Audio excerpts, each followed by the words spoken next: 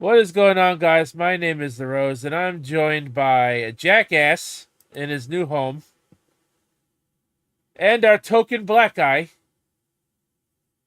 Mr. MK Kratos. Tonight, we are going to be going over the Game Awards. We're going to be talking about the nominees. We're going to be going over the nominees. We're going to pick our winners, who we want, who we think is going to win, who we want to win. We're going to discuss some potential.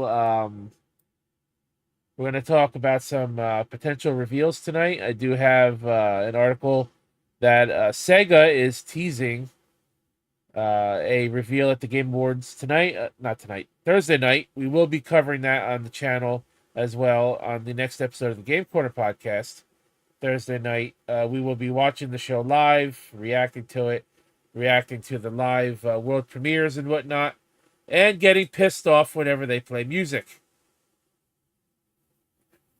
Anyways, we're going to say what's going on to Casey is still moving. Casey is raw over in his new apartment. What's going on, Casey? Hold on. Wait. Got to unmute you. Okay, go ahead. Yeah, I'm still moving stuff. Probably a couple more weeks before most of the stuff I want is done. I'm probably doing between 3 and 6 boxes a day at the park. Damn, son, you slow. I mean, hold on. I'm putting stuff up at the same time, so and getting the place as I want. You're slow. Whoops. Ignore that. Are you gonna compliment me as how I set this whole mood thing up? I haven't even looked at your new setup. What's up with it? We'll take a look. I'm doing something, Casey. Hold on a minute. We got Paula in the chat. Oh, that's my friend. I've known her for about I don't know, 15 years. 15 years. I was expecting to see her old YouTube channel name, but I guess she's using her actual name tonight. That's different. What's going on there, friendo? Welcome to the show. I'm trying to set up what the page here, and it's not working at all. There it goes. Okay, so we got that set up. Anyways, so Casey, what is your new setup looking like here? Let me compliment you on your ugly ass looking wrestling belts. Ugly ass. They're not ugly about none of them. Casey, you look like you're 50 feet away from the freaking camera, dude. Okay. Well, you want more like this? Well, I think the audience would want to see your your face a little better than that. But anyways, hey, I see you finally got yourself a chair to sit in instead of that freaking whatever the hell you were sitting in that other house. For the last few weeks, I was sitting on a piano bench. Well, that's even worse. No back support. Oh no! But I was actually using a old chair that I used to have. What's going on? It's Steve Callan. In the dining table, but both dining tables my parents has is gone, so I had to resort to that piano bench. I'll give you one guess as whose alarm's going off, and we can't do anything about fixing that right now. Oh, it's actually unless it's actually I Casey. can't fix the shit. I fixed it a couple weeks ago, and then it's just boop, back again. Don't worry. The alarm just wants to give its 2 cents too. Yeah, give it 2 cents every 5 damn minutes. What's going on to MK Kratos? How's it been? How was your Thanksgiving? It's been good. Thanksgiving was eventful. I got my cousin's son to subscribe to the channel. Yeah, I saw that. Yeah, I had to inform his mother not to watch the Amaranth video because he's under the age of 12. Yeah, that's not a Jesus Christ. That's not a good idea at all. What's going on to Jeremy Lewis? He should not watch. on the channel, Kratos. at least. Jeremy Lewis, welcome to the chat ski. Jeremy, what's up, buddy? Casey, how was your Thanksgiving? What did you do besides moving? And probably sleeping. Nasty Canada, not good. Oh, A lot of time with okay. family. What was that, Casey? I had a lot of family that I went over and saw, but I slept a lot, and then after that, spent the next 2-3 days after that moving the bigger furniture in the apartment. Oh, at least you got some shit done. Mm-hmm. Oh, I mean, I'm getting there. Actually, one of the funnier things was we're transferring one of the bookcases that house my video games. One of them collapsed. Again? Yeah, well, Seriously? I was manhandling it not the right way. And, What's going on to this script keeper? Script keeper, what's up, buddy? But he was manhandling it like crazy, where it was just like, and it just fell apart. So luckily, it was just one. The rest of Bang you. Damn, and you weren't recording a video game like you were the last time that happened. Nope. Oh, of course not. I was moving. But at least it was just one, and Bang you, Canada. and that would really help me start finishing up place. So have you stayed in the other house again since you started staying in the new apartment, or are you just going there to do some work and you're just staying in the new place now? The latter end, just okay. getting bring it over here. Okay, all right. So it's getting closer. Probably a month from now, we'll probably have it ready to sell. Hey, Rose, Nasty Canada that was in the chat earlier. He's a buddy from the stream I was promoting us on. Nasty Canada? I don't see a comment from that person. He mentioned something about 90s Bush, and now he says he can't chat anymore. I didn't even see it pop up. I clicked at the show. It must have been someone who banned him or something.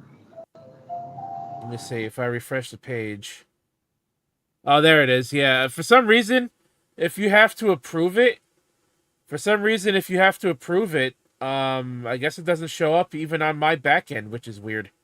I clicked show for it. Yeah, Nasty Canada says, Kratos, remember you got to lick or finger the 90s Bush, slice, make it squirt, or cream hard. Jesus Christ. Well, I can tell you right now, he's a sex guy, kind of, sort of. I can tell you right now, the only mods that are here are me, you, and Casey, and none of us banned them. Mm-hmm. But I hid the cameras for a moment so you guys can see tonight's topics. We got the Game Awards, nominees. We're going to do our picks, predictions, and Sega teasing a potential reveal at the show. And we're going to talk about the NFL Week 13 football games. I watched 2 games and part of the Thursday game. Actually, I watched most of the Thursday game, and I watched 2 games today. And we'll be talking about, of course, what's going on in the fantasy football leagues, because shit's getting interesting over there. Well, talk about football, Rose. Did you hear that WWE worked the deal with the Big 12? No, I don't follow college, so I wasn't aware. Well, Big 12 did a deal with WWE, and I think it was the football game between. Oh, the Big 12 championship. I heard what happened there. Was OSU versus Texas Longhorn, and they had a couple of WWE belts on the field promoting the deal. And I guess at one point you had Undertaker, Sheamus, Jay Cargill, and Drew McIntyre was there promoting. Undertaker handed the winners their belt after the game. I heard. Texas one.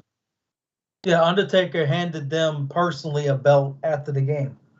What, to Texas? Yeah, the Longhorns, yeah. To the MVP, I believe. I didn't watch it, so I just heard. This was post-game stuff. Yeah, I don't follow college, so I had no idea. But I've been awake, you guys, for going on 16 hours. So that's why I only picked 2 topics for tonight, so we can get them. Mm-hmm.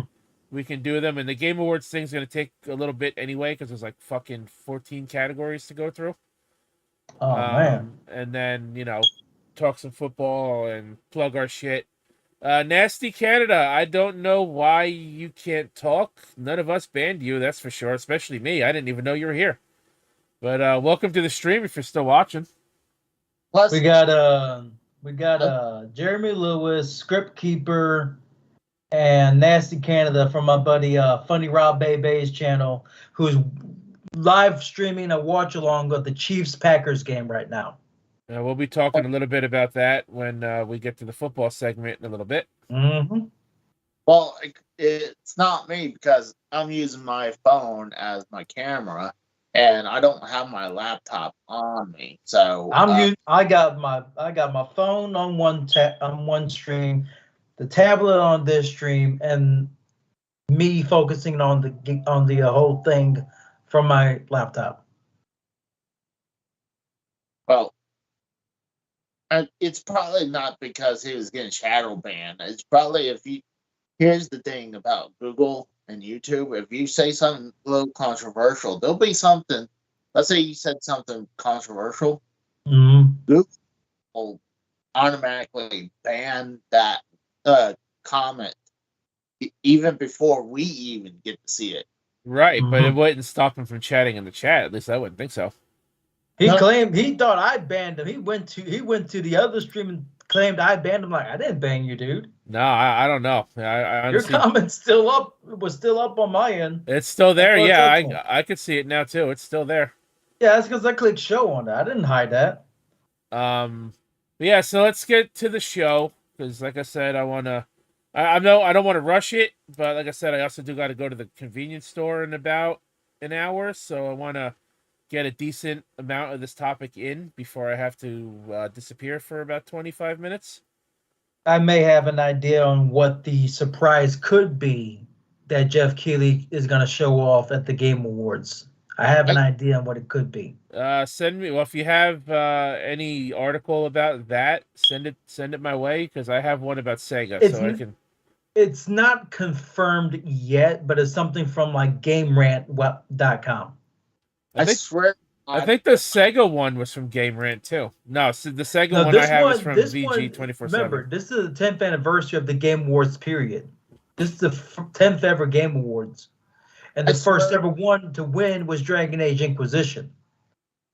The report I saw claims that like if they play up to it, the Game Awards could show Dreadwolf as the last trailer for the show. And we'll save our predictions for after we go over the nominees and whatnot. So the way they did the website this year is a little different. I'm gonna put it in the chat so you guys can follow along. Chatsky, here we go. Oh, what's going on to Bam in the chat? I swear, if I hear that people are predicting the Sega Dreamcast 2, I want to. Everything you say is controversial, Casey. That's why I kind of stopped myself. I was going to say something bad, and then people will be like, "Oh, he's self-harming," so I stopped myself from saying it. There's the link for the Game Awards. You can follow along with us. You want to start with best game direction. Now, the way they did the nominees this year is you got to toggle through at the top of the screen where it says view categories, and then you see previous and next. Instead of having them in a list format this year, they are doing them one page at a time, which is a little annoying, but that's the way they're doing it. So, what the game, by the way? What's that? What the hell's game direction? Well, it tells you on the fucking page, genius. Creative vision and innovation in game direction and design. I give that to Zelda Tears of the Kingdom. All right, so we have, as Same. Kratos just said, best game direction is awarded for outstanding creative vision and innovation in game direction and design. The nominees are Alan Wake 2, Baldur's Gate 3, Marvel's Spider-Man 2, Super Mario Bros. Wonder, and The Legend of Zelda Tears of the Kingdom. I'm going with Tears of the Kingdom because the only thing innovative about Baldur's Gate 3 now is basically sex related at this point. It's either Spider-Man 2 or Zelda. I don't even consider it being Spider-Man 2. There's really nothing innovative between the first one, Miles Morales, and this one. Like, they all play exactly the same. Mm-hmm. Yep. That's why I say Tears of the Kingdom. I'm going to go with Mario Wonder. I'm going with Mario Wonder. It's a great game. Watch all the PlayStation fanboys just unanimously pick Spider-Man 2 just because Peter Parker's... Oh, that's a spoiler. Sorry. Hold on. I got to hide my screen because I need to log in so I can vote. Sign in, save in progress. I'm clicking the X almost button. said a spoiler on stream. I mean, you could... I mean, well, I didn't finish the game yet, so you... That's why I stopped myself. No, I was gonna say Peter Parker. I was gonna say otherwise. I almost spoiled the end of the game. Yeah, I was gonna say otherwise. Mission failed. There was an error. Why can't I sign in? What the fuck is this bullshit? Hey, can I ask for a favor? What? Can you change that fucking picture of me? Why is that? That's the one. We got updated now. We got a new Kong Godzilla movie coming out soon. That's the only picture of you that Drew gave me. He asked Drew for another one. Send me. All right, how about you send me a new picture then, you fucking dickhead? Are you gonna be able to crop this stuff around me like that? Yes, Drew taught me. Okay. I'm just sick of seeing that same picture Yeah, I want to change mine too. All right, so I voted for Super Mario Bros. Wonder. It's definitely not going to be Spider-Man. If it's Spider-Man, I'll be shocked. Tears of the Kingdom, I don't really know because I haven't played it. Obviously, I'm not much of a Zelda person. So let's go on to the next one. I got to actually put the thing back up. I had to hide the screen for a minute so I could log in, so I can save my votes. Let's see. Legend of Zelda. Yeah, my friend Paula also says Zelda. Let's see here. Best narrative for outstanding storytelling and narrative development in a game. I'm going with Final Fantasy 16. We got Alan Wake 2, Baldur's Gate 3, Cyberpunk 2077, Phantom Liberty. Now, correct me if I'm wrong, guys, but is this like the first time a DLC expansion actually gets a nominee and not the actual game itself? Yeah, I guess so. Possibly. Final Fantasy 16 I haven't played yet, and Marvel Spider-Man. Smart woman, this Paula girl. Smart woman, Final Fantasy 16. It got robbed for Game of the Year, so you might as well give it something. I mean, Final Fantasy games are very story-driven. I will give it that. I mean, you put Resident Evil 4, a remake for PS5, in the freaking Game of the Year section. Over that? Come on now. Fucking messaging me. Yeah, I'll give the vote to Final Fantasy 16, even though I haven't played it yet, because I do know, from the games I have played in the series, they are very story-driven, and the stories are usually have a lot of work put into them. I will give them that. I'm going with Final Fantasy 16 as well. I have no idea. I'll probably lean to Spider-Man 2. Next one, Best Art Direction, awarded for outstanding creative and or technical achievement in artistic design and animation. We have Alan Wake 2, Hi-Fi Rush, Lies of P, Super Mario Bros. Wonder, and Tears of the Kingdom. I'm noticing there's 2 different Nintendo nominations on this one. There Get that. was for the other one as well. Yeah. Interesting. Mario Bros. I have not played Liza P because first off, I don't buy much games anymore. But Alan Wake 2, I've seen some of its art from gameplay on YouTube. I'm probably gonna go with Alan Wake 2 on this. I mean, people have been begging for a sequel to that original game for how damn long? I'm gonna go with Mario Wonder just because of how colorful that game is. Mm-hmm. I'm gonna agree with Bros. I'm going with Mario Bros. Again, I apologize to Nasty Canada if we like pushed him away or anything, but nobody banned him. I don't know why he can't chat, but if he's still here, I'm glad you're still here. He was hit. He ended up being hidden for complaining about it in the other chat too. He was unhidden just a few minutes ago. So, all right, let's move on to the next one. Next category, Best Score and Music, awarded for outstanding music, inclusive of score, original song, and/or licensed soundtrack. Alan Wake 2 has been on every single nomination so far. Baldur's Gate 3. Paula. Agreed. Final Fantasy 16, Hi-Fi Rush, and The Legend of Zelda, Tears of the Kingdom. I'm shocked. I am shocked.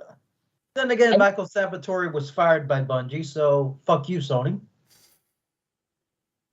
I wouldn't give it to Zelda because there's lack of music during the game. Majority of it, yeah. I'm gonna go with for this one, Final Fantasy 16. Yeah, I'm leaning that way too. Just again, through past experiences, I know the musical scores in those games are really well done. Yeah.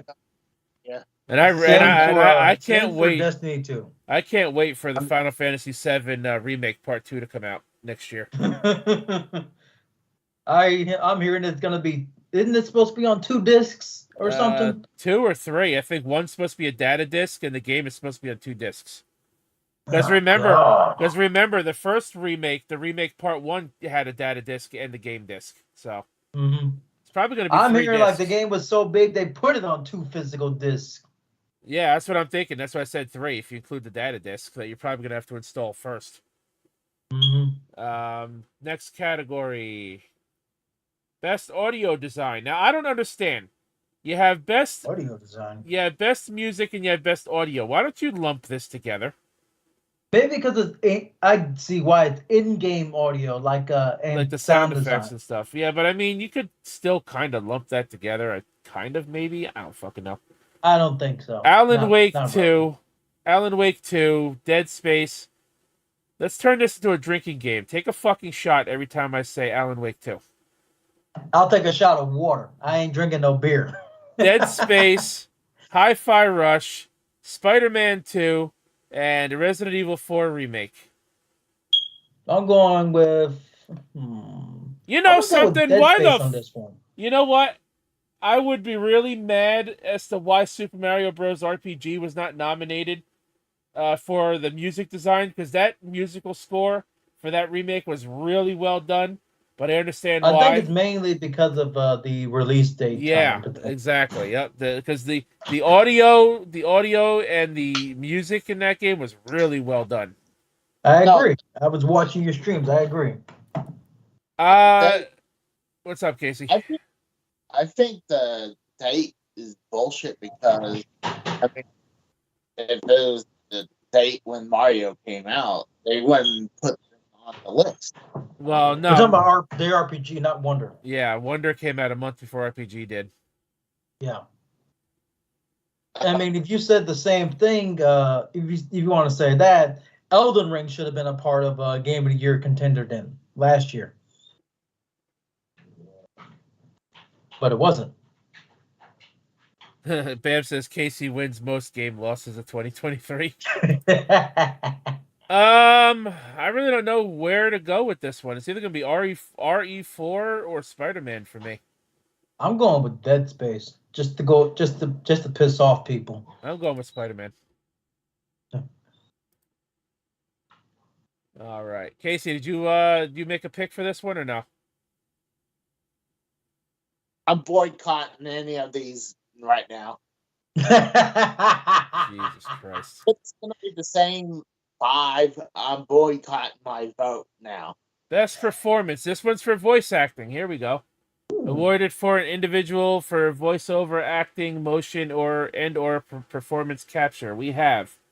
Oh, okay, it's fine. We got more than 5 for once. Yay! We have Ben Starr for Final Fantasy 16. Now, in previous years, they actually told us the characters they play. This year, they didn't do that. We have Cameron Monahan. I mean, it's obvious that guy was the main character of Star Wars Jedi Survivor. Isn't that Cam or something? Idris Elba. Didn't he play Knuckles in the Sonic movie? Yes, I believe. Cyberpunk Idris 2077. Elba, yeah, that's Knuckles. Let's see. He's in the expansion for Cyberpunk. Melanie LeBird, Alan Wake 2.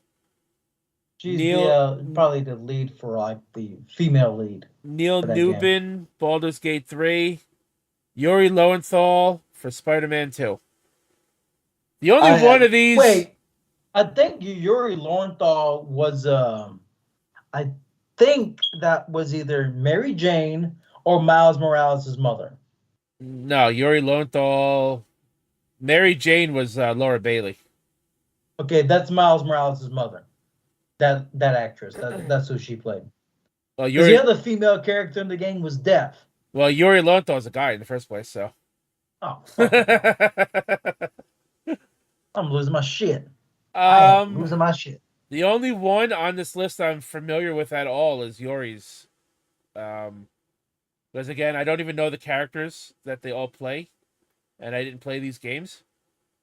I mean, I already knew Cam was just based on like his picture. He's the main character for Jedi Fallen Order and Jedi Survivor. I would give the vote to Idris Elba just for his Knuckles performance, but I know that has nothing to do with this this nomination. Oh, speaking of Knuckles, did you see the poster for Sonic 3? No, that was shown off. No. It's also got a planned release date of December 2024. Yeah, December 20th. It's gonna be a Christmas movie. Mm-hmm. Did you see who's on the initial poster? I know Shadow is supposed to be on it. No, I mean like the initial like promotion poster. If you look to your left, look to the left of the poster, you see Dr. Robotnik in it. Well, that would make sense because he's always going to come back. So whether it's Jim Carrey or not, we don't know. I mean, the picture shows it is basically Jim Carrey. The picture shows it to be look like Jim Carrey. Well, anyways, back to this. I'm going to give Yuri Lowenthal the vote just because it's the only one I'm familiar with here. That might be Craven for all I know. Let me look that up. Next category. Innovation in accessibility. Awarded for recognizing software and or hardware that is pushing the medium forward by adding features, technology, and content to help games be played and enjoyed by an even wider audience. We have Diablo 4, Forza Motorsport, Hi-Fi Rush, Spider-Man 2, Mortal Kombat 1, and Street Fighter 6. So I know Mortal Kombat 1, Spider-Man, and Forza have a narrator where you could turn it on and the narrator will read, like the words on the screen and whatnot. The one in Forza goes one step further by describing the scenery to you in every fucking scene and before every race, which is really fucking annoying because it's turned on by default. And I never turned it off, and I don't know how to turn it off now, so it's fucking grating my nerves. I don't recall Street Fighter 6 having any accessibility, other than the fact that you can customize your controls to be like the most comforting way for you to play. I don't know shit about Diablo 4 or Hi-Fi Rush, so for me, I have to give it to Forza. Yuri Lowenthal was Peter Parker, apparently. Ah, well, there you go. I just looked up the cast for Marvel Spider-Man 2. So yeah, I gave the vote to Forza for the accessibility features, and I like the accessibility features because it does help more people play the games. So even if some people find them annoying, they're good features to have. I give no vote because I hadn't played none of these games. Of course not. No surprise there, Nintendo boy.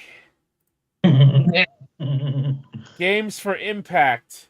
Awarded for a thought-provoking game with a pro-social meaning or message. Impact Wrestling? Took the thought right out of my head. We have A Space for the Unbound, Chains of Sinar, Goodbye Volcano High. I don't even know how to say this. Chichia? Yeah. Terra Nil, and Venba. I have no fucking clue what any of these are. Yeah. I just see that Terra Nil was made by Netflix. That's about it. Hey, an idea. Do like Mini Mini Mo and see which one you land. I'm not even going to vote for any of these because I don't even know what any of these are. Skip. Best ongoing game. Awarded to a game for outstanding development of ongoing content that evolves the player experience for a time. Apex Legends, Cyberpunk 2077, Final Fantasy 14, not 16, Fortnite, Casey's favorite game, and Genshin Impact. Fuck all these games. Destiny 2 should be on there. Fuck all these games. I know what game Casey's voting for. Fortnite. Of course. Yeah, just because Peter Griffin's now in it now, isn't it? We got JSP and Federico in the chat. What's going on, guys? Mm-hmm. I'm going to vote for Cyberpunk only because the development they did post launch on this game really fixed it. Well, the reason I would say Fortnite is because they went back to the original map. Yeah, they brought back OG Fortnite. Yeah, for about what, a million some odd players played it on a launch in the first week. Yeah. What's going on, JSP? What's going on, Federico Garza?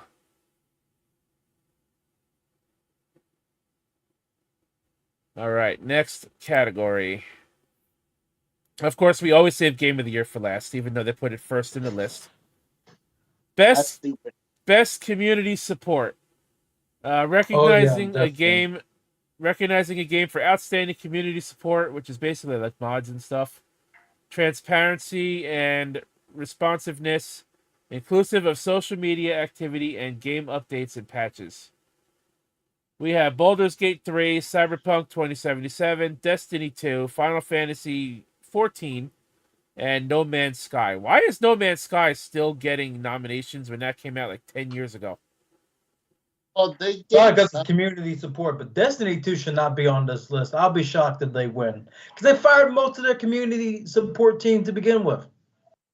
Well, No Man's Sky keeps getting new stuff all the time. I mean, they have VR version of No Man's Sky, even though that's not new, but they do have new stuff for it all the time. Paula, Destiny 2 should win just to stick it to Sony, personally. They should win to stick it to Sony. They fired most of their community support team. They fired some of their own security team. They fired basically 8% of the entire employee base there. It's ridiculous. 8% equals up to 100 people, though. I'm going to give the vote to Cyberpunk again for the same reason as I did for the last category. Just because of how well they fixed up that fucking game. Mm-hmm. Best indie game. Another category I will not vote on. For outstanding creative and technical achievement in a game made outside the traditional publisher system. We have Cocoon, Dave the Diver, Dredge, Sea of Stars, and Viewfinder. Well, don't vote for Sea of Stars. That has the completionist on that. I'm not voting for any of them because I don't know any of these games. I don't really play indie games much. Very rarely do I find an indie game that actually interests me. I agree. What's up, Tex? Oh, fuck Tex. Tex, I sent you a DM. I don't know if you saw it. I have to take off for about a half an hour, like soonish. So when I do, I was wondering if you can lead the shows to make sure that these two clowns don't get the channel taken down. But Tex, just remember, don't say anything racist like you usually do, and nothing controversial. Or Tex has better behavior and podcast etiquette drunk off his ass than you do. Well, come on. In fact, if I had to guess, Tex is probably about 6 beers deep at least already. If not more. He probably was drunk since this morning. All right, next fucking category. Best debut indie game. Oh, fucking hell. For the best debut game created by a new independent studio, we have Cocoon, Dredge, Pizza Tower, Venba, and Viewfinder. That's another skip for me. I don't know about you guys. Skip. Sounds good to me. Actually, you know what? I would vote for the first one because it's kind of close to a racist word. Well, of course you would. Best mobile game. For the best game playable on a mobile device. Final Fantasy VII Ever Crisis. I forgot that came out. Hello Kitty Island Adventure. Honkai Star Rail. I want to play the PS5 version of that. Monster Hunter Now. And Terra Nil. I'm surprised Marvel Snap didn't get on here. Hello Kitty Island Adventure, definitely. I honestly don't know because I haven't played any of these games. I'm gonna go with Honkai Star Rail though, only because I have played Genshin Impact and this game's made by the same developers. So I would imagine it plays pretty fucking well. Well, you know how I know you're not a real gamer, Rose? Is that you don't like Hello Kitty Island Adventure. That's how I know you're not a real gamer. Casey, I don't even play that bullshit. best VR. Hey, Casey, this is your category. For the best game experience, playable in virtual, AR, VR, or augmented reality, irrespective of platform. We have Gran Turismo 7, Horizon, Call of the Mountain, Humanity, Resident Evil Village VR mode, or we have Synapse. It was let's say if it was during the the original VR for the PlayStation, I can give you a better vote, but I guarantee you Gran Turismo 7, that might be probably the best one. That or Resident Evil. I'm gonna go with Gran Turismo just because I've heard racing games are like really fucking good in VR. I can't play VR. My eyes are shot, so I can't do VR, as you guys well know. Best action game. For the best game in the action genre, focused primarily on combat. We have Armored Core 6, Dead Island 2, Ghost Runner 2, Hi-Fi Rush, and Remnant 2. I haven't played any of these. I'm going for Ghostbusters 2, right in the Remnant. middle. You mean Ghost Runner 2, Casey? Oh, that's what that it was. Oh, then skip. I'm not voting either because I never played any of these. What did you went with Remnant 2 there? Yes. Kratos? Yes. Remnant 2. Now here's something that pisses me off. We just had. Well, that doesn't do anything. We just had best action game. Now we have best action and adventure game. What? Can't we just make that one category, guys? That's stupid. For the best action adventure game combining combat with traversal and puzzle solving. I've already got my pick. Alan Wake 2, take a shot. Spider-Man 2, Resident Evil 4, Star Wars Jedi Survivor, and Tears of the Kingdom. I'm going Spider-Man. I'm going with Tears of the Kingdom because it was had a lot of puzzle solving in it and a lot of good combat in there. So that's why I'm going for that one. Frederico says Armored Core is a good game. So that's good. At least he played it. Tex, whenever you're ready, you can come on.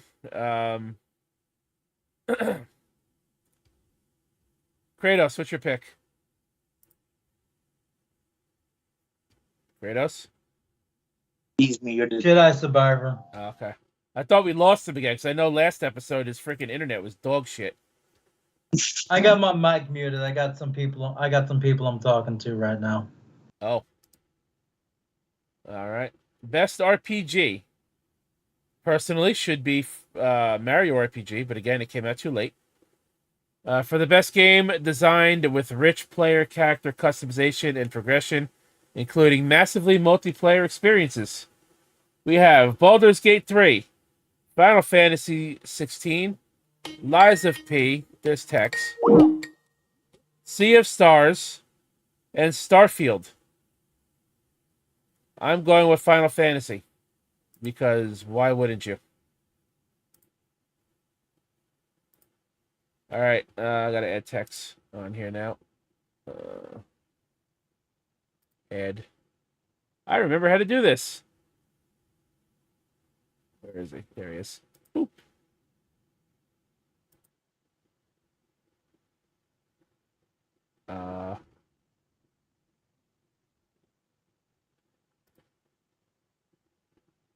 do I do it? There it is. All right, I called them in. So I went with Final Fantasy 16. What's up, Tex? What's going on, brother? Sorry, I didn't want to interrupt y'all's video game shenanigans. Y'all go right ahead. All right. I guarantee you, we're gonna want your opinion. You know, like I'm the flip, but you know, my opinion don't matter apparently. So Well, I'll play so many videos. if there was a best horror game, if there was a best horror category, I'm sure Tex could weigh in without even playing the games. I'll play as many video games as Casey does get laid. Okay, that's how many video games I play. That ain't many. Especially with what Casey's packing down there. Best fighting game. For the best game designed primarily around hand-to-hand combat, you know what I'm fucking voting for. We got God of Rock, Mortal Kombat 1, Nickelodeon's All-Star Brawl 2, Pocket Bravery, and Street Fighter 6. It's fucking Mortal Kombat. Come on. no, it's Nickelodeon. Was it all Brawl? Brawl 2. All-Star Brawl 2. Okay. It's fucking Mortal Kombat. Second, and a close second would be Street Fighter 6. Bam. Let's see. Tex on, I'm out. Tex is on, I'm out. Have a good one, everyone else. Damn, he hates you, Tex. He's not a fan. That's fine. You know, not everybody likes everybody. I don't think I've ever had a bad word with them that I can remember. But hey, have a good one. All good. Let's see. Best family game. Casey's other favorite category. Because, you know, he has to give those kids that he keeps locked up in his closet some attention here and there. Speaking of which, Casey, did you leave them in the other house? Well, yeah. I don't have a lot of room here to keep them here. So, I mean, yeah. So you're saying you don't have closet space in that house? I do, but I have more important stuff, like video game boxes there. my sex slaves. Jesus Christ, Casey.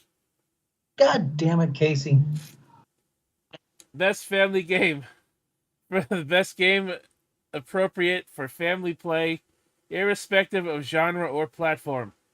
We have Disney Illusion Island, Party Animals, Pikmin 4, Sonic Superstars, and Super Mario Bros. Wonder. It's definitely not Sonic Superstars because the multiplayer in that game is a fucking mess. I would love to say Pikmin 4, but I'm thinking that's got to go to Mario Bros. Wonder, but I would pick Pikmin 4. I'm going with Mario. Normally, I would vote for Mario. Sonic. I would vote for Sonic, but the if you've seen the 4-player multiplayer in that game, it's a fucking disaster. Which is a shame because that was like one of the biggest selling points of that game.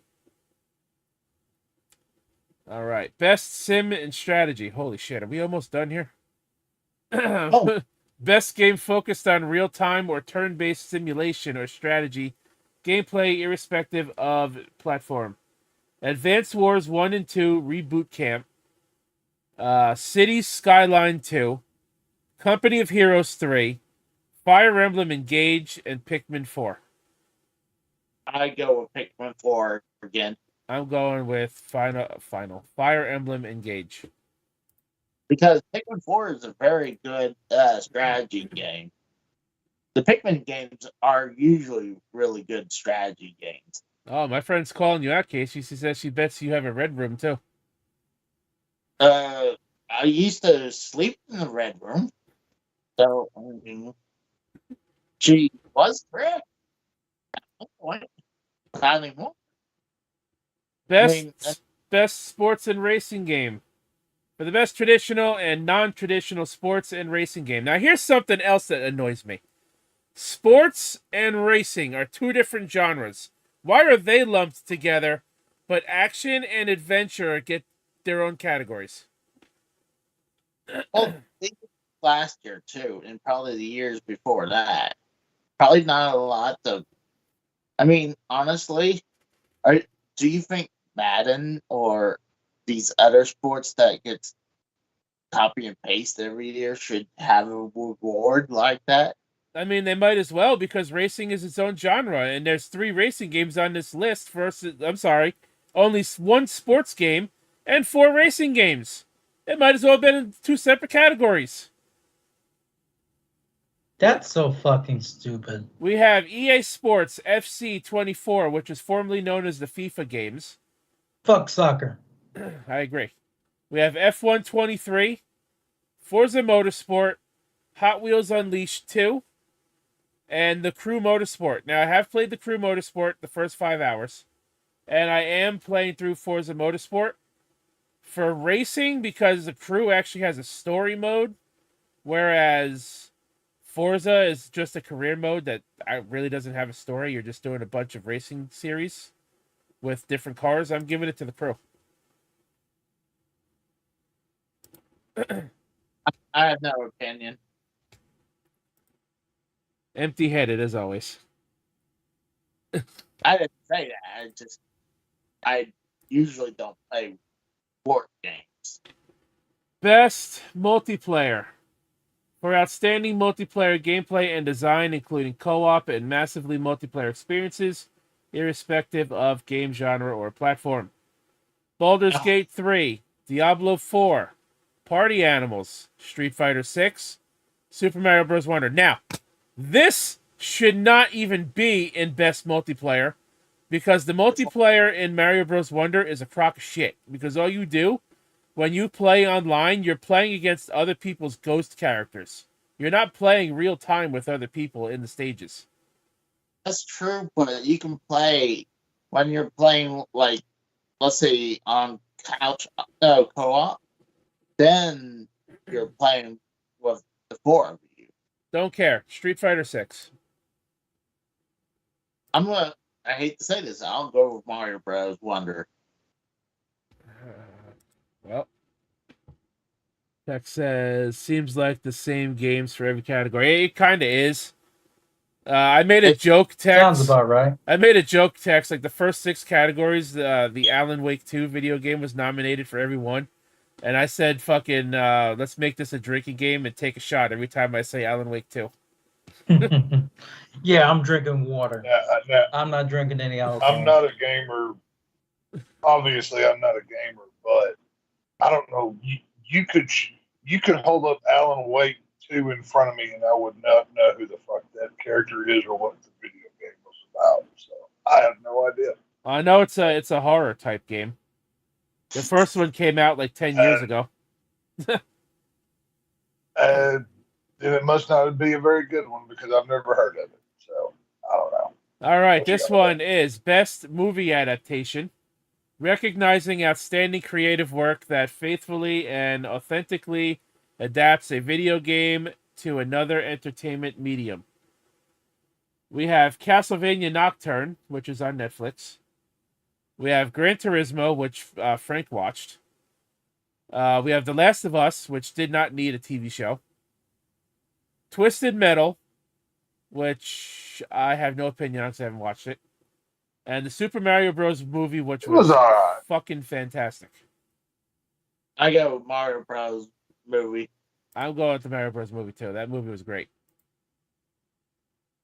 Mario Brothers movie. I just saw it on Peacock the other day. Great movie.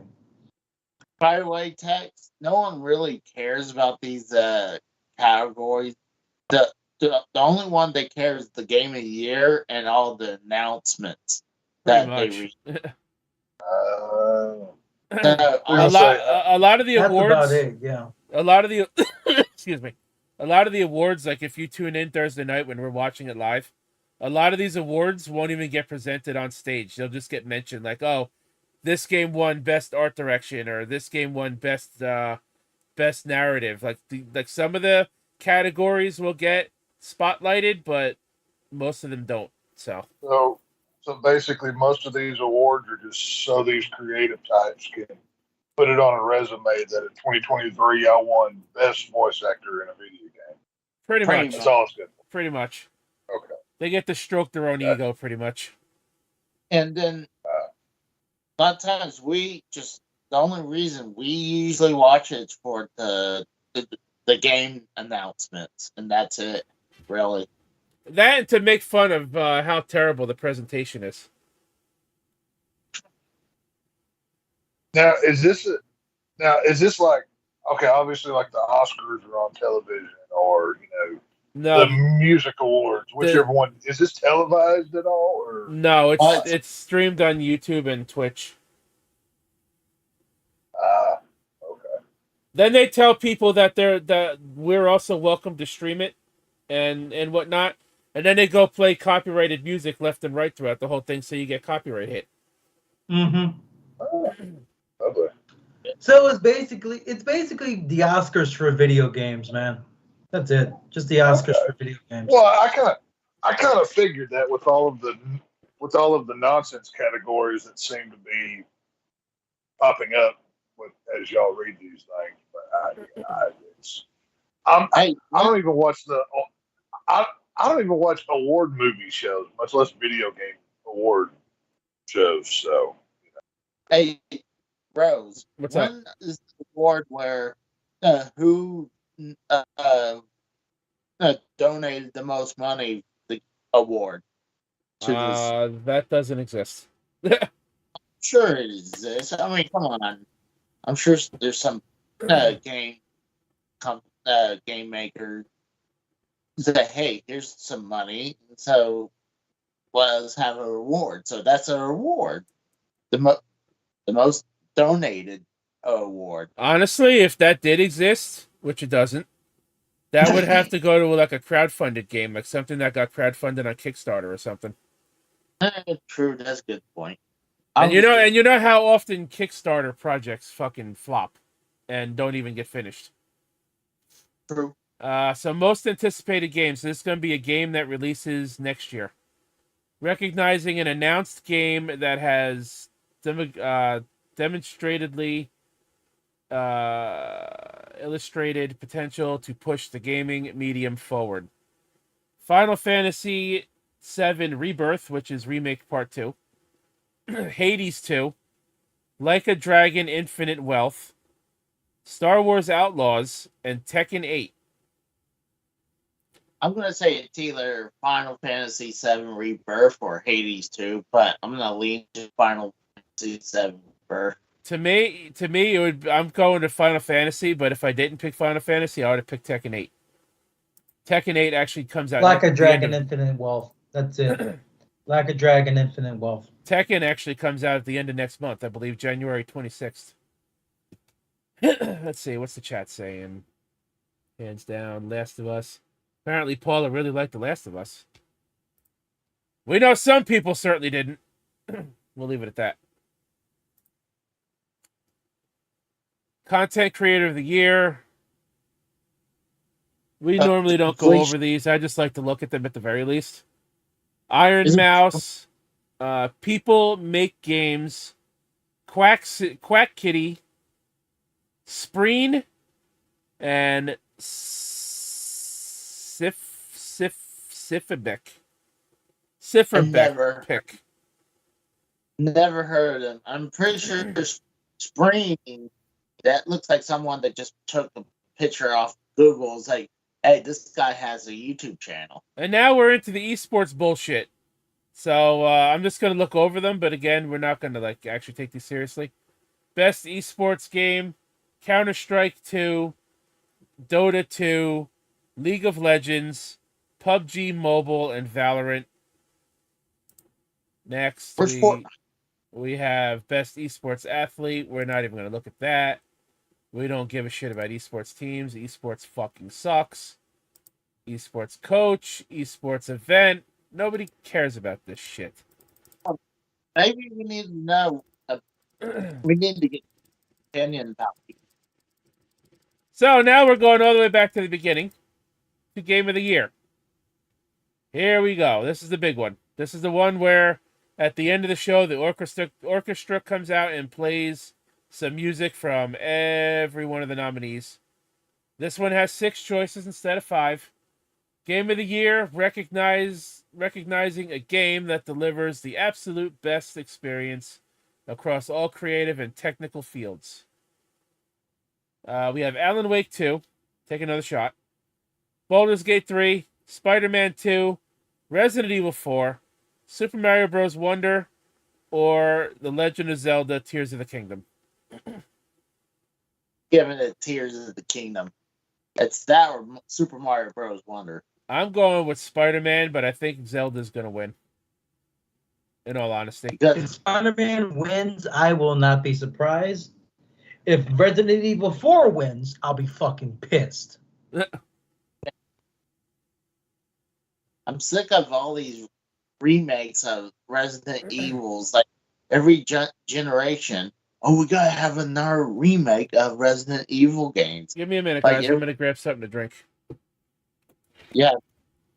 Yeah, it was 1, 2, 3, 4. Oh, Casey, you'll hate the news I found out the other day. What? Capcom confirmed that there's going to be more Resident Evil remakes coming.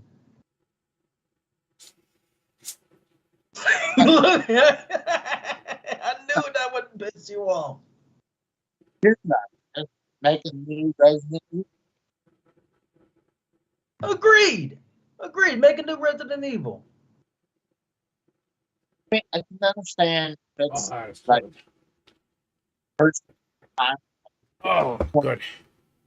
I can understand that, but it seems like every generation they had to have another remake of Resident Evil games. Like it's getting ridiculous. So, hang on a second. Obviously, when in the early '90s we had VHS for movies, right? Then DVD came around. Then it was Blu-ray. Then it was 4K. Then it was whatever. Each time a new platform comes out, the classics will get remade. The Texas Chainsaw, the Halloween, Gone with the Wind. All of the classic titles will be made for the new format because they're the standard bearer of their genre. So I haven't played a lot of video games, but Resident Evil is one series that I've played almost all of them just because it's an awesome, fun franchise. So I see why those get remade because those are the, if you think scary game, Resident Evil probably is the first thing that comes to mind. You know what I'm saying? I'm surprised the original Silent Hill games haven't gotten remade yet, because those were up there with fucking Resident Evil. Yeah, but Great. it's not. I don't think Silent Hill is as popular as Resident Evil is. Though. I mean, I don't know game Who wise. slipped something in your drink tell you- tonight, Tex? What you talking about? No. Well, first of all, Excuse me. it is a football Sunday. Of course, I am blasted at this point. Are you sure someone in the roof of your drink for saying something like that? Seriously. Hey, Silent Hill not popular okay. as Resident Evil? Come on. They were No, both neck and neck for All like I'm saying is, if you were to add, and I'm not saying game nerds, I'm not saying the hardcore gamer audience, not what I'm talking about.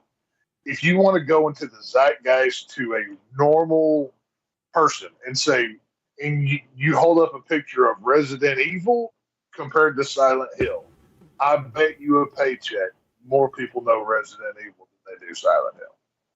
I would almost guarantee. Honestly, I think that poll would be a lot closer than you think. Yeah. You know think what? so, too. You know what? We got a bit of an audience here. Let's ask them. Let's look at just look at it this way. Okay, Resident Evil has had 6 or 7 or 8 movies, multiple just in live action. They've had animated movies and shows. They've had streaming shows which the Netflix Resident Evil series was garbage, but it still counts. It had Abba Jogia in it from fucking Nickelodeon. Of course it was garbage. As Leon? No. Piss off. Yeah, no. When they did Black, Black that was not Resident Evil.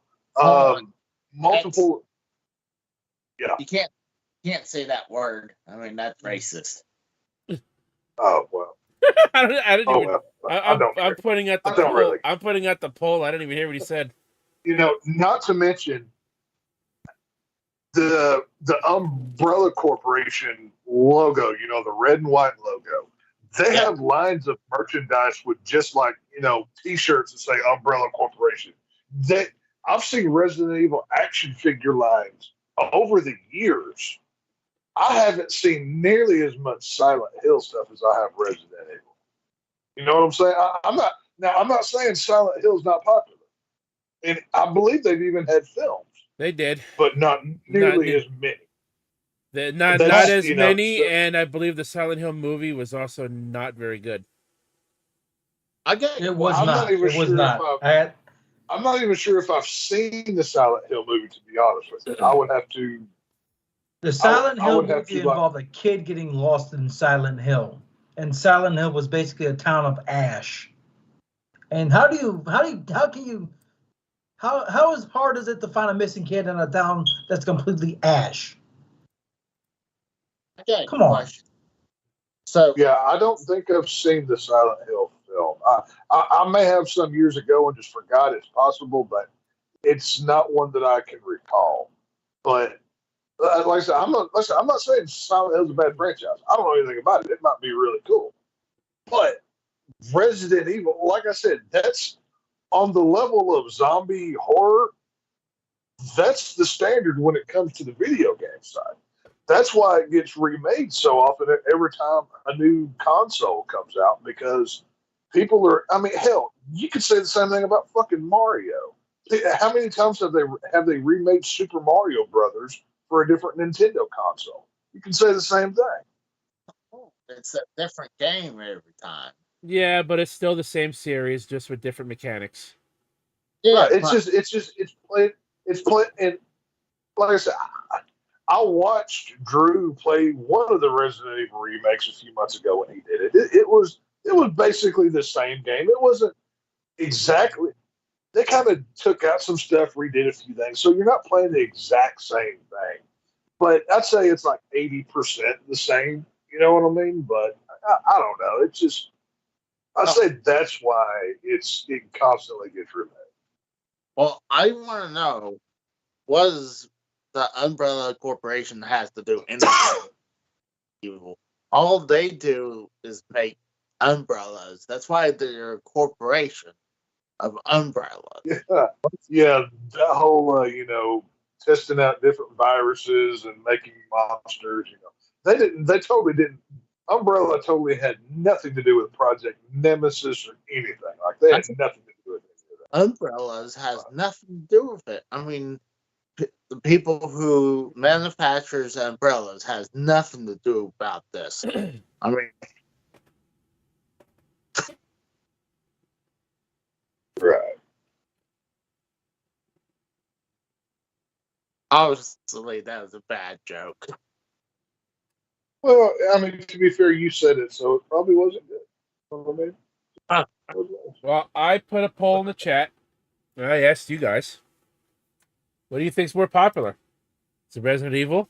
I don't know. Like I said, Is it Silent Hill, just or do you based like, off- or do you think both are equally popular? I can't even see the poll on this screen. I haven't been able to see it, and it's not just your channel. Like anytime a YouTube poll comes up, it won't show me any words on it until I click a button. Until I click one of the options, and then it shows me words. So I'm like, I don't know what's going on with YouTube, but we're being retarded.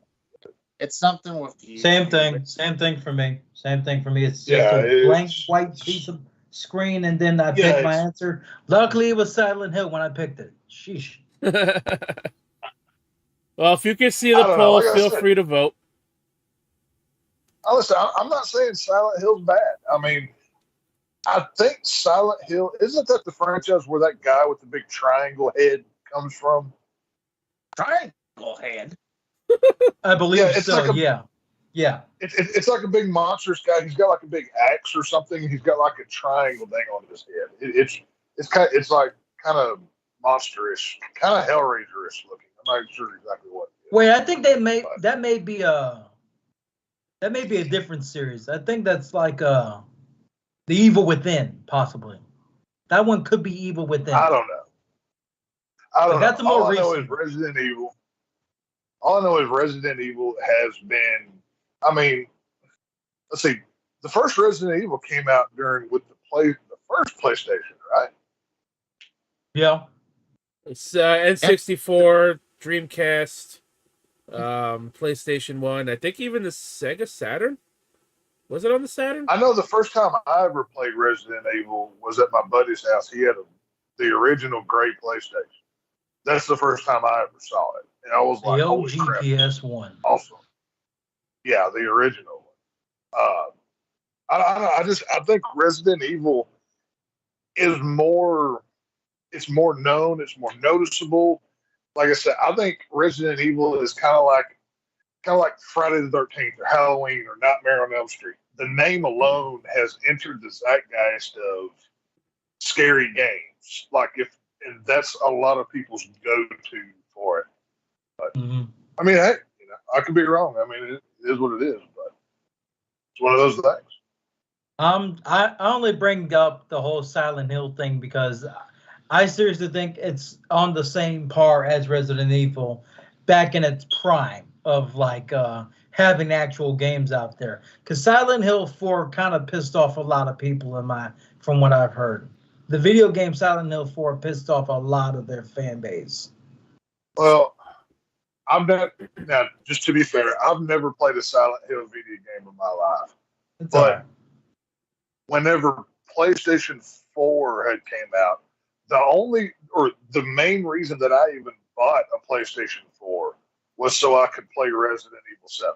I loved that game because it was it wasn't like your typical zombie shooter. It was like the whole, like a creepy Louisiana man, like a Texas Chainsaw Massacre vibe, family to it. I loved it. That was one of the scariest games I've ever played. That was a lot of fun to do. It brought back survival horror to the franchise. after like being essentially an arcade zombie House of the Dead shooter game for years. Yeah. Resident Evil 7 might be maybe my favorite. Like, I know for sure it's the last game that I played all the way through. The only two games, well, the only two modern video games I can remember finishing was Batman Arkham Asylum, the first one, and Resident Evil 7. I played some of Resident Evil 8, but I never got to finish it. Life happened and whatever. I don't know. But that was a good game too. Resident Evil Village was very good too. 7 was badass. You know. Resident Evil Village was good. I think it was on par with 7 as well. Close, but not completely better. Silent Hill could be more popular. I don't know. I mean, amongst gamers, it could be different, but all I know is they're Resident both Evil. in the psychological horror genre, but Resident Evil has lasted longer with their fan base, where Silent Hill went off a fucking cliff with 4. I don't know. Who knows? But no. Resident Evil 7. Imagine Resident Evil 7 with pay-to-win microtransactions. That was almost in the game, according to the game director. Imagine that. I'm not even sure. I don't really know what you mean by pay to win. Like spending real money to buy the best guns and weapons in the game, just to beat the game easier. That's what pay to win means. Or if you play online, pay to win means you spend money to get the best characters and equipment and weapons and whatnot. Mm-hmm. That would definitely suck. I would not be a fan of that. The game director himself said Capcom initially wanted that in Resident Evil 7, but then backed off on it on potential backlash because of the microtransaction situation at the time. Oh yeah. No. I think the closest I've ever came to a play-to-win video game was Injustice 2. I remember there was a bunch of stuff you could buy or something. I never did it, but I guess the closest I've ever came to it. I'm shocked you didn't say any of the sports games, because all the sports games have pay-to-win microtransactions in the form of loot boxes and slot machines, which promotes underage gambling now in the form of video game. The last time I played a Madden game, I was at a house party with my friends, and some people were playing Madden on the TV, and I played it for like 10 minutes, and then I went off and did whatever. Like, I haven't sat down and played a whole sports game in it's been years. Yeah, I don't play many sports games either. I play the yearly baseball game. That's pretty much it. The only sports game I play is a freaking NBA EA sports game from 2018. I don't know. Seriously. I think if I had an updated system, I could see myself playing Madden every year. But I mean, I don't have one, and even if I had the money to afford one, I'd probably spend that money elsewhere, to be honest with you. But still I don't know. For the PS4. Do they still release it for the PS4? I believe so, don't they? I don't know. Well, Release the what? PS4 I have, it was so bad I couldn't even sell it to GameStop for parts. That's how bad mine was. Damn. So yeah, it was it became a target that got tannerite duct tape to it, and I shot it so it exploded. So that's what I did with mine. I'll tell you what, though. Did you guys hear about what came out just yesterday with Sony? No. Sony's basically getting rid of every single Discovery Channel TV show off of their platform. And then if you owned it in the past, even if you bought seasons of episodes in the past, you lose access to them. Yeah. Is it because of their licenses with Warner's expiring, maybe? Mm-hmm. They even said it. Sony themselves said it. They said it's licensing conflictions. When it comes to Warner, Warner Media Discovery, whatever their name is. Yeah. Warner Brothers Discovery. Zaslav, the guy that's in charge of it, they're shelving a bunch of stuff so they can basically save on money. Because if you look at how much they owe, it is like, I think it's in the billions at this point. Ugh. It is Damn. a ton. Warner is bad underwater. So that's why, like, the Batgirl movie got shelved. The Coyote versus Acme Looney Tune movie was put on the ice for tax purposes. They've been shelving a lot of content. I heard no one else wants to touch that movie now because it had finished filming last year, and they put it on ice after it finished filming. Yeah, well, the last I heard, it was being shopped around. I don't know if anybody had bought it yet. I don't know. Nope, no one did. I looked into it. No one ever did. Okay. Because of how dirty Warner Brothers did them. There was a lot of projects Aslan put on ice to basically recoup some money. All right. Well, I want to finish up the video game discussion here, so I can leave Tex in charge. My mom's on her way home, so I'll be leaving probably about 20 minutes to go to the convenience store. What do you think, brother? So I have an article here of 7 rumored games to be revealed at the Game Awards, so we can take a look at these and see, what we think their likelihood of being revealed are. So, as you can see here, the first one is Pokemon Generation 5 Unova and Pokemon Generation 2 Johto remakes of some sort. I don't think so. Personally, Pokemon Day is in the end of February.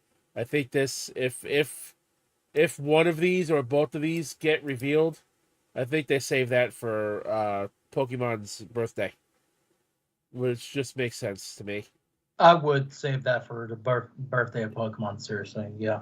The only reason people are thinking this is because Nintendo might be there, because Mario and Zelda are nominated for quite a few awards. So that's why they're thinking it could be revealed, but I doubt it. Well, they're partial. Final Fantasy IX remake. They're still working on Final Fantasy VII remake, so I don't think that's very possible at all. Right. God of War DLC. That's possible. Did the God of War 2018 game get DLC? I don't remember. I don't think it did. No, it didn't. I think it's more DLC for Ragnarok, personally. This is what because the Kratos story is over. They have to move on to Atreus now. Right. So that's why I'm saying I don't think this one's getting DLC. I don't think Ragnarok. I used to think they're meant DLC for Ragnarok. Right. That's what I think. Right, but that's what I'm saying. So the 2018 one didn't get DLC, so I don't think Ragnarok will either. It doesn't make sense. I mean, the only thing that would make sense for DLC for God of War Ragnarok is to strictly follow Atreus only. Right, and they'll just make another game for that and a whole new series if they really wanted to continue it. They said this is. I mean, what would they call it though? They can't really use the marketing for God of War because the story for Kratos is over. Oh, well, I don't know. They'll figure it out. Sony Santa Monica, I'm sure, will figure it out if they want to do something with it. Because you got to think, the God of War series is done, and this game is over a year old. It hasn't gotten DLC yet. I don't think it's going to. Sorry. Mm-hmm. Marvel's Wolverine. This game already got a reveal. I don't know why it's on this list. This game was revealed last year. It was revealed at the same time as Spider-Man 2 was. The Marvel Wolverine game is supposed to release sometime in 2024 from what we know. This shouldn't even be on the list. Interesting. New mainline Shin Megami Tensei Persona title. That is possible. This one I could see being quite possible. Especially a Persona Potential game. Persona 6, sign my ass up. I could see that. I couldn't care less. Elden Ring, Shadow of the Erd Tree. I don't know shit about Elden Ring. I mean, it sounds like an expansion, so It's more than likely a DLC because Elden Ring's main story was basically on the verge of made by the same people who made Bloodborne and Dark Souls, but so you can expect a lot of fucking difficulty there for some of those bosses. And the last one on this list, which is already again sort of revealed, so we know it's coming, is Grand Theft Auto 6. I mean, Rockstar themselves said that there's a trailer coming this month. So that's not even a question to be even put in here. This one is Why most would you say likely, it's yeah. Come on. This They one- already announced that the trailer's coming this month. This one's So very likely to get shown on Thursday night. Mm-hmm. Taylor. But This I could see Persona 6. I can see definitely this one. And what else did I say is probably likely? Is possibly likely. Wolverine, maybe. But like I said, we already know this game's coming. They've already omitted one that I've already mentioned. And that's it. Because they've already omitted one, and that's pissing me off. They're not even talking about Dragon Age Dreadwolf. Well, you could go ahead and say what you could go into it real quick now and Game Rant what you think themselves of. says that because it's the 10th anniversary of the Game Awards this year. Hey guys, This is the 10th Game Awards show. The very first Game Awards show, Dragon Age Inquisition won. So that's not going to be kept. That's something that's going to be more public knowledge this Thursday when they talk about game awards and people and games who won in the past. You The say inaugural Game Awards winner was Dragon Age Inquisition in 2014. You say something, Casey? He muted his mic, I believe. Ah. He stepped away. But other than that, if Jeff Keighley lets that just fly under the radar and not mention Dragon Age Dreadwolf, when there's so many people, including myself, waiting for information on this damn game, I will be pissed off. I will boycott the game at that point, because then there will be no hope on a potential release date. Nothing. I'm going to leave this Resident Evil Silent Hill poll up until I have to go to the convenience store, so get your votes in. Yep. In the meantime, let's go into the Sega teasing a new era, new energy for the Game Awards, whatever that means, kind of reveal.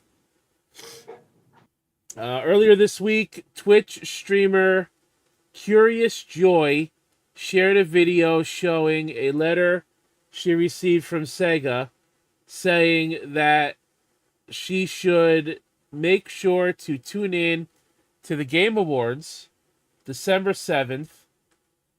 Aside from the aforementioned tagline, there weren't any other details provided about what we could expect to see at the award show. So all we really know right now is that Sega is announcing something. One thing to note is that it appears only particular content creators received the letter, specifically those who make content about fighting games. Do you think we finally get Virtua Fighter 6? It's been fucking long enough. I thought that was announced. No, Virtua Fighter 5 has been the game they just keep fucking pumping out since the fucking PS3 came out. They keep pumping out Virtua Fighter 5 content like it's a freaking Kim Kardashian abortion. Oh, so it's like Street Fighter. Yeah, I went there. So it's like Street Fighter 2, they kept on having. Pretty much. Virtua Fighter 5's got like 4 or 5 different fucking versions. That's great. Yes, I actually went there, chat. I said Virtua Fighter 5 has more adaptations than a Kim Kardashian abortion. Hold on, guys.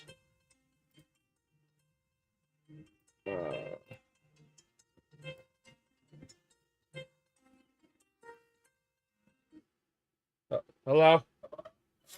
Yeah.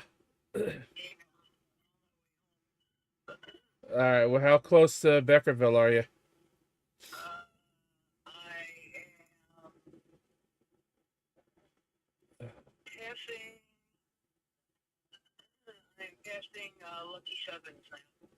All right, well, just text me when you get outside and I'll come out.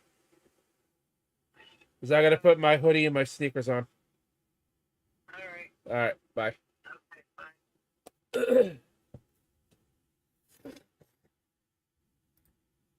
All right. Oh, shit. I didn't mute myself. Oh, fuck. I didn't mute myself. I muted the wrong fucking line. God damn it. Anyways. You were muted for us. Yeah, but I didn't mute the fucking stream. I muted you guys. So what you guys just said didn't get captured, and my fucking phone call just did. Well, I hit the wrong fucking mute button. But yeah, I have to go in like 5 minutes, so let me finish up this article Casey real only quick. mentioned a lawyer, like Yeah, only Casey's an mentioned your asshole. lawyer I heard what he fucking said. Let me finish up this article real quick. It's 2 more paragraphs, and then I'll let you guys talk about whatever. And then when I get back, we'll talk about football. Fellow streamer Maximilian Dude, now we know he's famous for fighting game content, also apparently received this letter. And when he asked if anyone other than fighting game players received one, YouTube Games Cage noted that he covers Sonic a lot but didn't receive one. That has led some to believe it is some kind of fighting game announcement, with many speculating that we could see a new Virtua Fighter, like I had mentioned, or maybe it will be Sega's Super game, whatever the fuck that is, which still isn't particularly clear either. At the very least, almighty ruler of the Game Awards himself, Jeff Keighley, did confirm the Sega announcement is not a promo for a Sonic-themed energy drink, Casey. So you can take that one off your bingo card, Casey. So there you go. The Game Awards kicking things off December 7th, and obviously we don't know what would be announced, blah, blah, blah, blah, blah. So there you go. It's something fighting game related, and it sounds to me...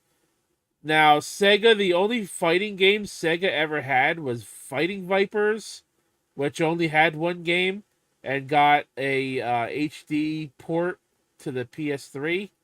It had Sonic the Fighters, which again got an HD port on the PS3. And its biggest fighting game franchise was Virtua Fighter. And I think if this is something fighting games related, because it's all signs that we know of are clearly pointing in that direction, it sounds to me like we're getting Virtua Fighter 6, or if it's not going to be called Virtua Fighter 6, it's going to be Virtua Fighter something related. I still think it's, especially when they pointed that out, I still think we're going to get the Sega energy drink. It's got to come out now. You know what? I'll be honest with you. When I read the new era, new energy thing, I thought it would be some kind of energy drink thing too, but Jeff Keighley confirmed that it's not that. So, well, how does he know that? I mean, they could throw a curveball and say, "Yep, it is," because he has to know everything that's going on in his fucking show because he runs it.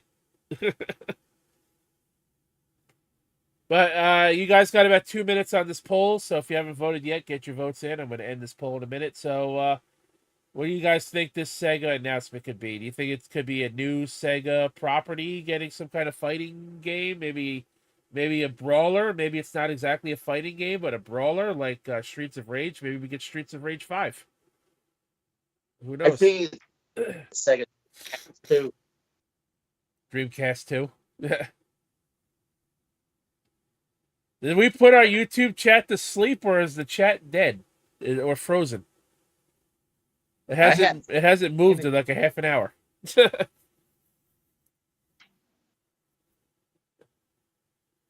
They are dead. We made them fall asleep. If anyone put them to sleep, it'd be you. I think they got. I think all of the. I think the argument about the same 5 video games in every goddamn section. People kind of got tired of it. So, I'm not gonna lie. I was a little like, okay, let's move on. Yeah, that's why like I said, I didn't even vote on a few of them because I don't even know the fucking games. I skipped like 3 of the categories, so. Plus the esports ones. I never do the esports ones because fuck esports. I'm just mad at Casey for stealing my chair gimmick of podcasting in a comfy chair. He hadn't started doing that until lately, and I've been doing that for a long, long time. And Casey just steals something else. He just he can't think of anything original. So, oh well, hey guys, I'm starting a new channel. I'm going to do blah blah blah movies, or I'm going to do blah blah blah football. Now he's stealing my fucking chair. This son of a bitch, asshole. Well, that's my text message. I gotta go. I'll be back in about 25 minutes or so. The store is only 3 miles up the street, so it's pretty close. Rose has to go. Rose has to take the hooker back to the corner where he picked her up at. He'll be back. He'll be back shortly. I'm gonna end this It's all. poll. We got 6 votes, and the majority sided with Tex, agreeing that 83% of the vote says that Resident Evil is more popular than Silent Hill. And I would voted for the same thing. So I'm gonna mute myself. So obviously I'm gonna hit the right fucking line this time. I'm gonna mute myself. Tex, you're in charge. Please none of you guys get the channel taken down while I'm gone for about 30 minutes or so. Casey, if Casey does one thing out of line, I'm firing his ass for good. Now I obviously won't be here to hit the dump button. So yeah, whatever is said within the next 30 minutes or so, it is gonna be live and uncensored. I will be right back. We'll keep it professional. It'll be all good. Yeah, see Casey over there rubbing his hands together like he's got a pecker in between them. I don't like what he's doing over there right now. Goodness gracious. So how was y'all's weekend? Anything interesting happened in y'all's worlds? Casey, how many chicken nuggets have you ingested this week, sir? 0. I did not have no McDonald's this week. Now, I actually thought of you yesterday. I was on Twitter, X, whatever it's called, and I saw a post where a guy he got put in a coma after he ate 413 chicken nuggets. And the top it was like a screenshot. Somebody had turned it into a meme, right? And the top comment on it was, "So you're telling me 412 is the limit," with like a smiling dog picture underneath it or whatever. So I'm like, I wonder if Casey's done this nugget challenge before to see how many he could nail down in one sit. I wondered if he had ever done that or not.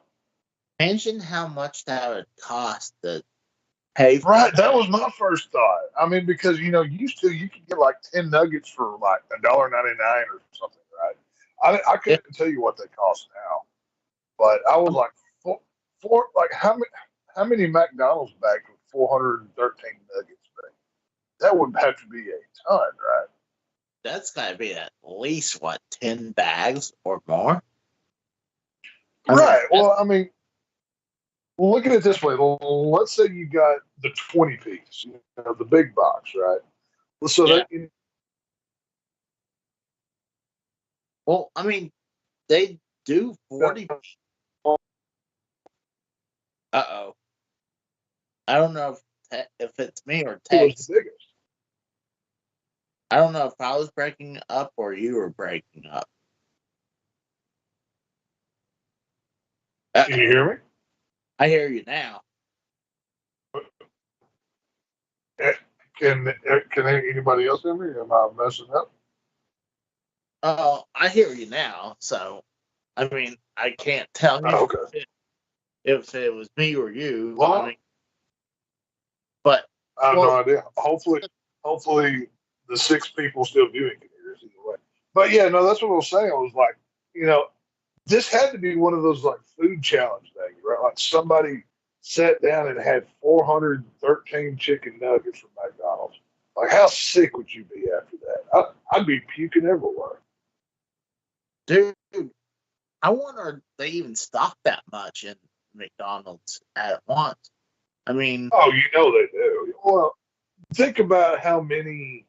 I mean, I guarantee you that's one of those items that's like a go-to for McDonald's. So they keep a heavy stock of those on hand. Like, give me 2 double cheeseburgers and a 10-piece or some nonsense order, whatever. But, like, that's a ton of food. Like, I mean, don't get me wrong. Back in the day, like, Well, I say back in the day, hell, we still do this. Like if we go to like Hooters or Twin Peaks or any other wing place where there's hot women, beer, and sports on TV, we'll get like 100 wing platters, but we split it between like two or three of us. You know what I mean? So, and it's a chicken wing, so it's a little bit different. But 400 by your freaking self, that is just gnarly when I saw that. Figure that out because I'm not exactly sure how much that is. That's kind of the meal. I think it's like what, just over $5, and I mean that's fries and the drink. So Right. Well, I'm sure he got some sort of like bulk price. They probably helped him out a little bit, I would think, or something. I don't But it's gnarly. Like think about taking something like that home. That would be crazy. I don't know. I couldn't do it, but it just I was like, huh. I think I need to tag Casey in this post and send it to him. But I don't think I did for whatever reason. Maybe I was pooping when I saw it and I had to wipe. I don't really know. But who freaking knows? dude, if it's the juicy nuggets, the I feel like that's the best ones, the really juicy ones. I'd like, dude, I would like full handful if they're really good. I'm like,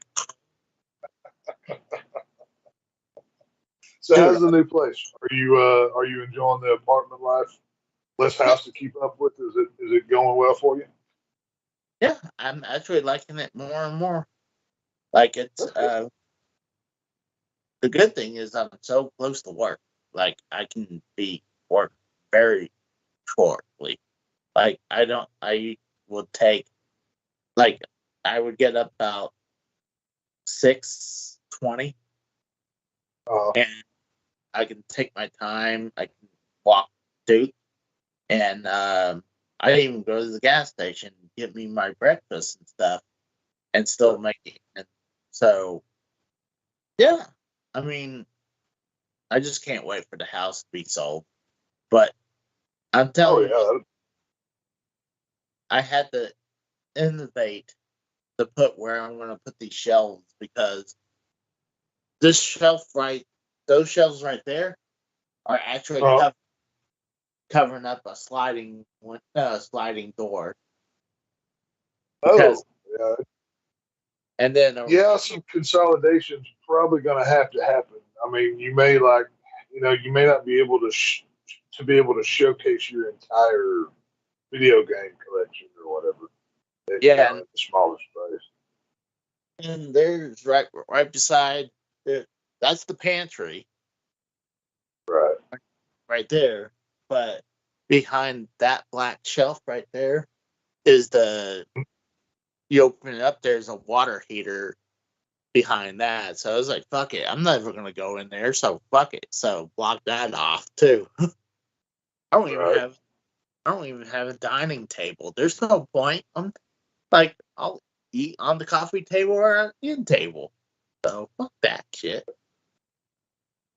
But Yeah, well, I mean, you're living the bachelor life, so I mean, it's not like you're going to have, the woman going around trying to make a house a home. You can, do it however you choose to. So I mean, there's perks to it. I mean, you can, decorate it and do it however. That's always good to do. It's plus, like you said, you're closer to work. It's yeah, you don't have to worry about a keeping up a whole house anymore. It's yeah, exactly. That's the biggest there's thing. pluses and minuses. I mean, yeah, you don't have the room that you used to. You probably can't be as loud as you used to. But at the end of the day, it's a trade off. It's one of those things. So you figure it out as you go. Well, I hadn't heard. The only time like I hear anything around here is like little pounding noises every once in a while. I barely hear anyone at all. Well, that was going to be my next question. Have you heard anybody doing it yet? That was going to be, I've been dying to ask you that, and I don't know why. Yeah. No, not yet. These are good walls because, dude, like I don't hear TVs or anything. Really? So yeah, That's fine. like Well, I mean, obviously you've got a cool background now. You got the shelf with all the wrestling belts. I know you and I were talking about the other day. I didn't Yeah. realize you had that many. I know you had 2 or 3, but I didn't realize you had 6 of them or whatever. But Actually, I mean, yeah, it looks like you're doing well. I had one. I had a 7th one with the. Oh god, it was the spinner belt, and I sold that, but I might go back and get that. Oh, nice. But right now, the shelf not only houses the belts, it was holding my DVDs collection. Then I realized, Right. like, where am I going to put my DVDs and movie collection? Where was I going to put the loose consoles? So Right. I was like, fuck it, I'll move the DVDs behind the game collection again until maybe get a shelf in the bedroom or something. So Hell yeah. How you doing, Kratos? You still hanging around with his partner?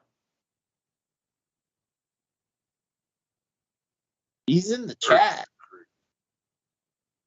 I see Is him he here? in the chat, but it was repeating the same chat. Oh yeah, he said. Oh, he stepped away. Oh, okay, that's cool. Yeah, no, I'll holler if you come back in. But yeah, no, that's cool. It's yeah. So I'm assuming you haven't done any hunting for anything since the move. Have you No, added to it or what? I'm trying to be good. I'm trying. Like right now, like I just paid the rent, so I am broke as a motherfucker right now. So, Dude, it's Christmas time. I mean, I know I'm doing like 10 to 12-hour days, and I know I'm broke. Like I'm even more broke than I'm usually broke. So that's saying something. But it is what it is. It's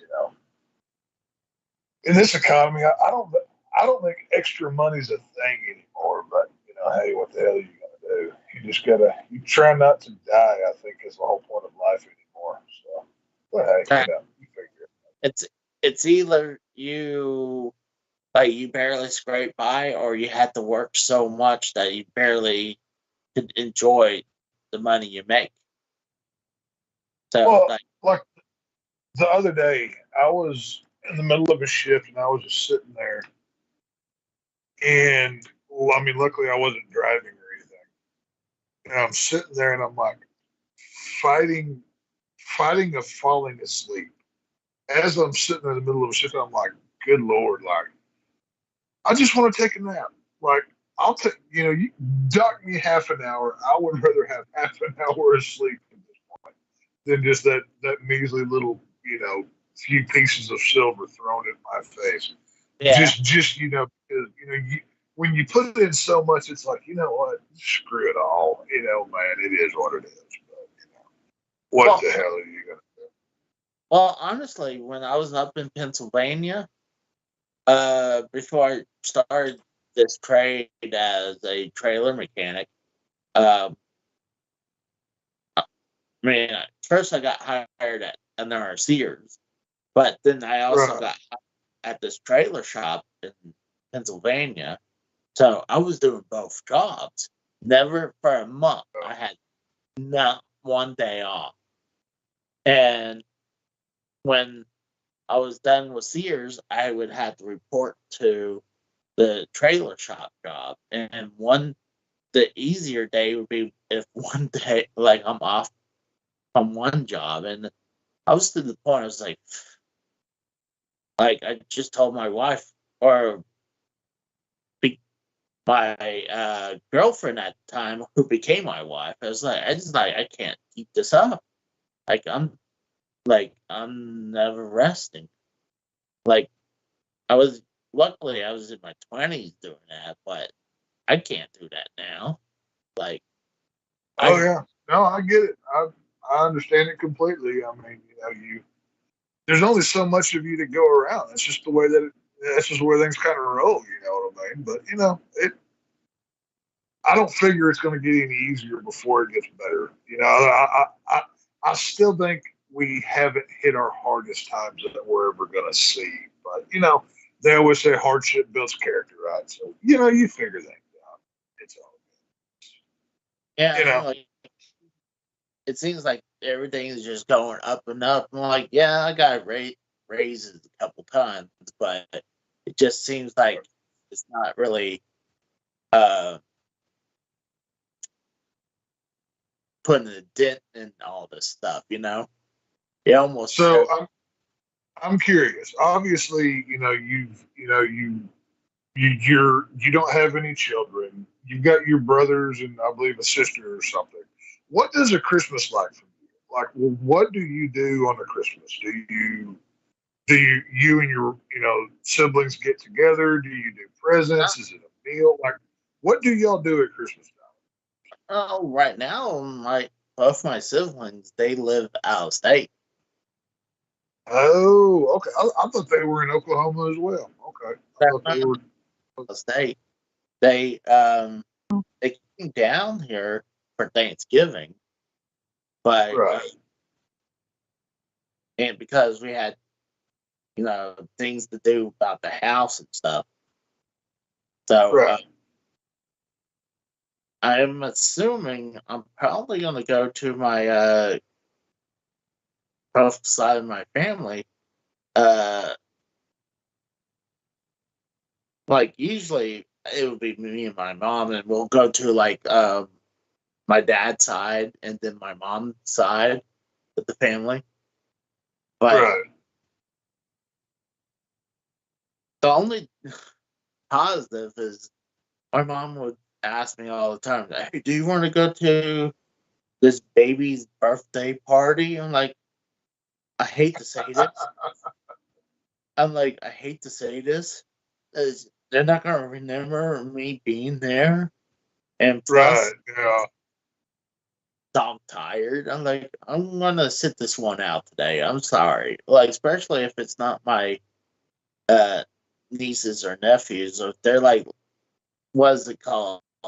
Second or third cousins. When my cousins Yeah. have You're like very distantly related. You're like you're technically but not really kind of thing. so I'm like, okay. I mean, I can understand why my mom does it, but I'm gonna stay home and relax because I'm dumb tired. But I'll tell you, like last year, well, the last two Christmases, um, I was single for them at the time, and like when I didn't have the kids with me on Christmas Day because they went to the other side of the family that I'm not related to anymore, I had nothing to do. So I'm like, the first year was odd. I'm like, okay, what do I do at Christmas? There's nobody here to do any of that with. So I just went to the movies, and I had so much fun doing that I did it last year as well. And it surprisingly enough, there is a lot of people that go to movies on Christmas Day. Like I had never done it till 2 years ago, but I don't know. It felt special.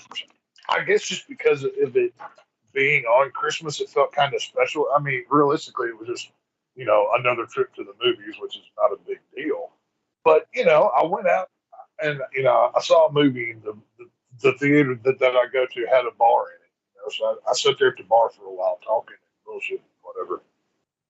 Yeah, it was a kind of a fun, kind of like an offbeat thing to do at Christmas. Like it was just something fun that a different experience I got to have. So I really enjoyed it doing stuff like that. I wouldn't expect much people to actually go to the movie theaters on Christmas Day. I mean, you see them promote it, but I guess that makes sense because sometimes they Yeah, promote it on Christmas Day. So, yeah, oh yeah, but yeah. No, it I, was cool. It's you know, you know, that's why I had kind of mentioned it. Like, if you don't have anything else to do, I mean, yeah, I know Aquaman comes out at Christmas, and I don't know what else is playing, but I think that new Godzilla movie, not Godzilla versus Kong 2, but Godzilla -1. I think that's out in theaters on Christmas. I'm not for sure, but it's just another activity that could possibly be done at that point in time. You know what I mean? yeah, most likely Check I'll the go chat. See. to Well, family's house. well, let's see how many people we ran out. Oh, hey, we still have 5 people watching. Shout out to y'all. feel free to comment, partake in our little bullshit, and just keeping the podcast a live conversation. But yeah, it's all good. And we're trying to be good guys. We're not trying to do anything bad. But I do have a Christmas story myself. It was the one year I was still up in Pennsylvania. It was me, my late wife, and my brother-in-law. And we were kind of ousted from her family because we had problem with her parents. And we just didn't want to deal with them. And then her parents was kind of like untrustworthy people. And they, because of those two people, they were blackballed or from the rest of the family parties, wherever, from like the extended family. So it like we would travel from Pennsylvania to New York to do some family events, but because how much of a piece of shit her father and mother was, they pretty much blackballed the whole family. So, and then we got ousted from them personally. So, one Christmas, you remember in the Christmas story where they're trying to find a place to go eat, and they decide to go to the Chinese food restaurant. Yeah, I love that scene with those Chinese guys singing. It's so funny.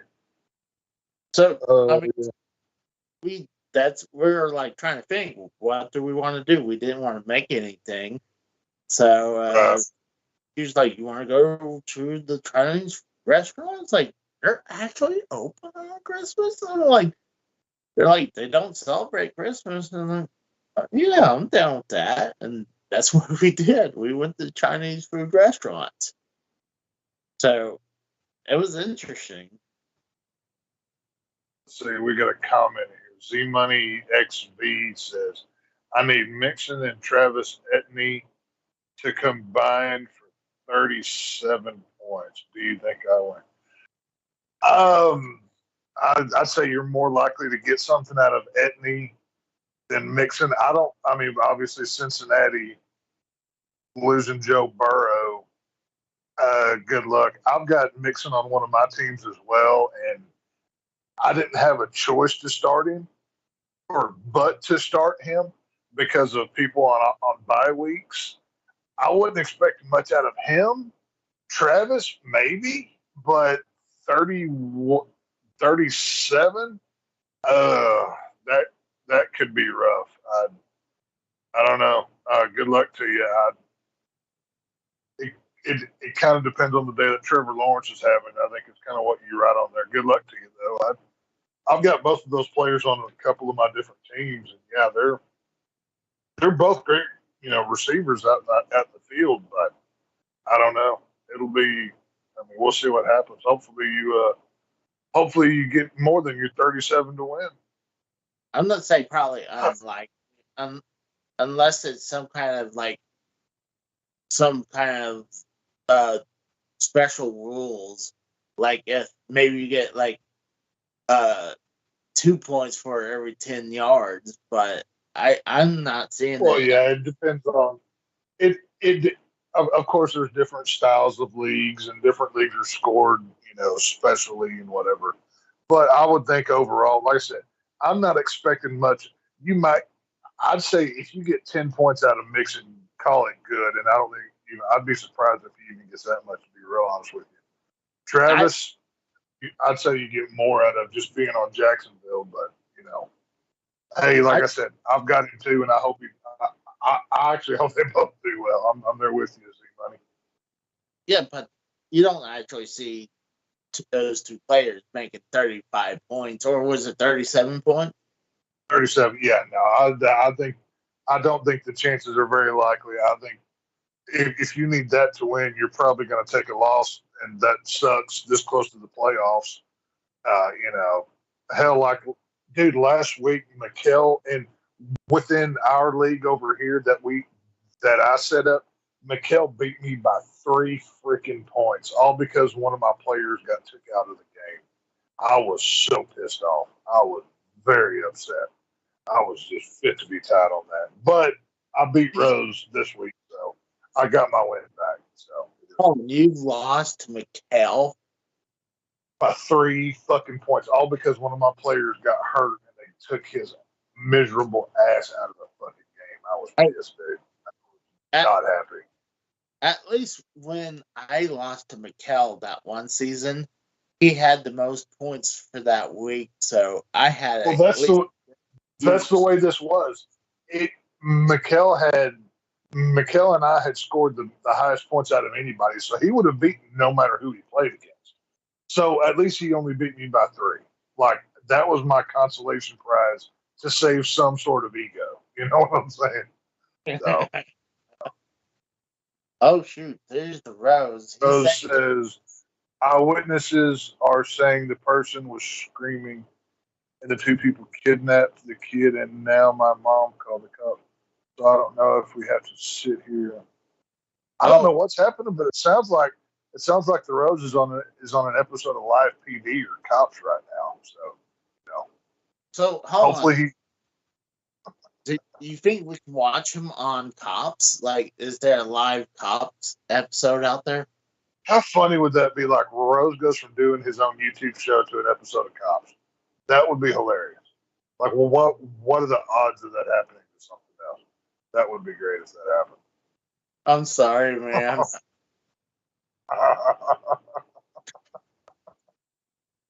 But yeah. What's that? This might be. I don't know if he can active. See, at least with StreamYard, I'm able to run the whole thing on my phone. Right. I guess the only thing he could do is just like if he can come in and like stop the call, but then leave the stream going black. I mean, obviously, wouldn't it depend? Like, if he can get into the same Skype account from his phone that he was on his computer, I would think. Oh, he said. Okay. If witnesses are saying the person was screaming and the 2 people kidnapped the kid are now, and now my mom. Hang on, he said he DM'd me. Let me check this out. Well, I mean, I'm gonna tell the person who made that comment about fantasy football. Oh, okay, yeah, no, he said. I don't know why I didn't get the first part of his message. This is from the Rose. He says, "Yo, guys, I'm outside of the Wawa right now, and while I was in the store getting what I needed to, 2 guys in black hoodies beat the shit out of some lady and kidnapped her kid." Holy cow. That's intense. Yeah, Rose is living an exciting life right now. He's getting some, live action going around where he's at. That's insane. Well, Grant, I hate to say this. Granted, that is New Jersey. So, I mean, that's like a typical Sunday night, right? Like, people get kidnapped or shot at or whatever. It's just, that's the normal. It is what it is. Kratos, apparently Rose had went to the gas station and 2 guys came in hoodies and beat the shit out of a lady and kidnapped her kid. And Rose and his mother witnessed it or something. We're not really sure. We're waiting. I'm sure Rose will update us as we. What up, TSS? I'm sure Rose will update us as his episode of Law and Order breaks down as he's witnessing it live. God, how's he? He's always something like this happens. I mean, yeah, sounds like St. Louis sometimes. I've seen crime, dude. I've seen people get shot. Dude, I was in a strip club when a guy got shot. I mean, I've seen crimes happen before. Like, this stuff happens, but you don't expect it to. It's just shit happens out of nowhere. Some lady's car got stolen while she was pumping gas in her car at a gas station near my house. This was just over the summer a couple years ago. Bro says that my mom says she has to wait for the cops now, even if we didn't see it. Oh, yeah. What are you gonna say? You're gonna wait there? Oh no, we didn't see anything. Okay, go about your business. What's the point of even waiting at that? That's crazy. Well, I mean, if you saw someone, it's best to report them. But Right. really, Well, yeah. If you witnessed it, then yeah, you got to report, do all the things and whatever. Mm-hmm. You didn't see anything. I mean, I'm sure a Wawa's got cameras and stuff too as well. But well, who knows? granted, I mean, you go into a Wawa late at night. I mean, I've only been to a Wawa once. Whenever I was in Florida, down in He says the cops are here or there already. We were in Orlando. Like, there's a Wawa just a few miles from Universal Studios down there in Orlando, and we went into the Wawas are nice, but it's no different than like a QT or a racetrack or a Buc-ee's down here. They're very similar. I was making a joke. Yeah, Wawas are really good. Even Turkey Hills, up there, Pennsylvania, they have Turkey Hills. He said we saw the car take off, not what happened. Oh, okay. Well, maybe they're asking if y'all got like a plate, or like the tag. Probably gonna ask you for a plate number, man. Well, yeah, they'll probably make and color and plate. Possibly, was there any dents or scratches or stickers? Mm-hmm. That's probably what they're going to the information they're going to be looking for. You might have to talk to the sketch artist and give them a good sketching. Rose might not want to snitch because then he'll have to go into witness protection. Well, like at the end of Goodfellas, he'd probably hate to have that happen. So he might not want to be a snitch and rat on somebody. They caught he says we caught the tail end of it coming out the store. Oh, I mean, that's crazy. Describe the person like the Unabomber picture. I think his license plate said DB Cooper. I think that's what the tag was. Something like that, officer. Just give him some bullshit story. That'd be hilarious. But, yeah. This one, guys. We're going to hell. What's that? Dude, I was going to hell a long time ago. You really think I'm worried about that? Like, that's nothing. That's it. I already know I'm going to hell. The only thing I ever seen anything close to that was one time it was me, my best friend, and my late wife. We went to a QT around here, and it was in the bad part of town too. I think we were coming back, and we saw the person right beside us. Their car was about to get broken into. Oh wow! The biggest thing. Rose says he's heading back. Oh, nice. There you go. That's good. Yeah. Well, hopefully, I guess Rose won't have to go into witness protection or nothing, so I guess he can come back to you too. That's always. You know what? It'd been my life. He would describe me, and it would start. He takes a screenshot of you sitting there in your chair and send it to him. That'd be great.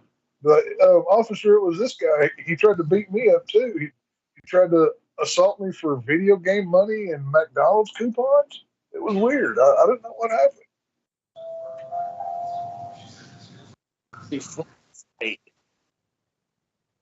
Oh, that's funny. So what's going on, Kratos? I talked to you in a while, brother. What's going on, man? You know, Not much. Not much. It's just been a wild couple of days. I hear that. I hear that. I You really, ready for the holidays? You got any big plans with the family and whatnot? Not exactly. No. well, Now, Casey, I do have to ask. Do you still go and sit on Santa's lap to ask for presents? well, I mean, if I want to get stuff I want, I mean, you got to. I mean, I don't care what Santa. I don't care what people the looks they give me, or even Santa's looks gives me. Especially midget elves when they look at me. Oh my god.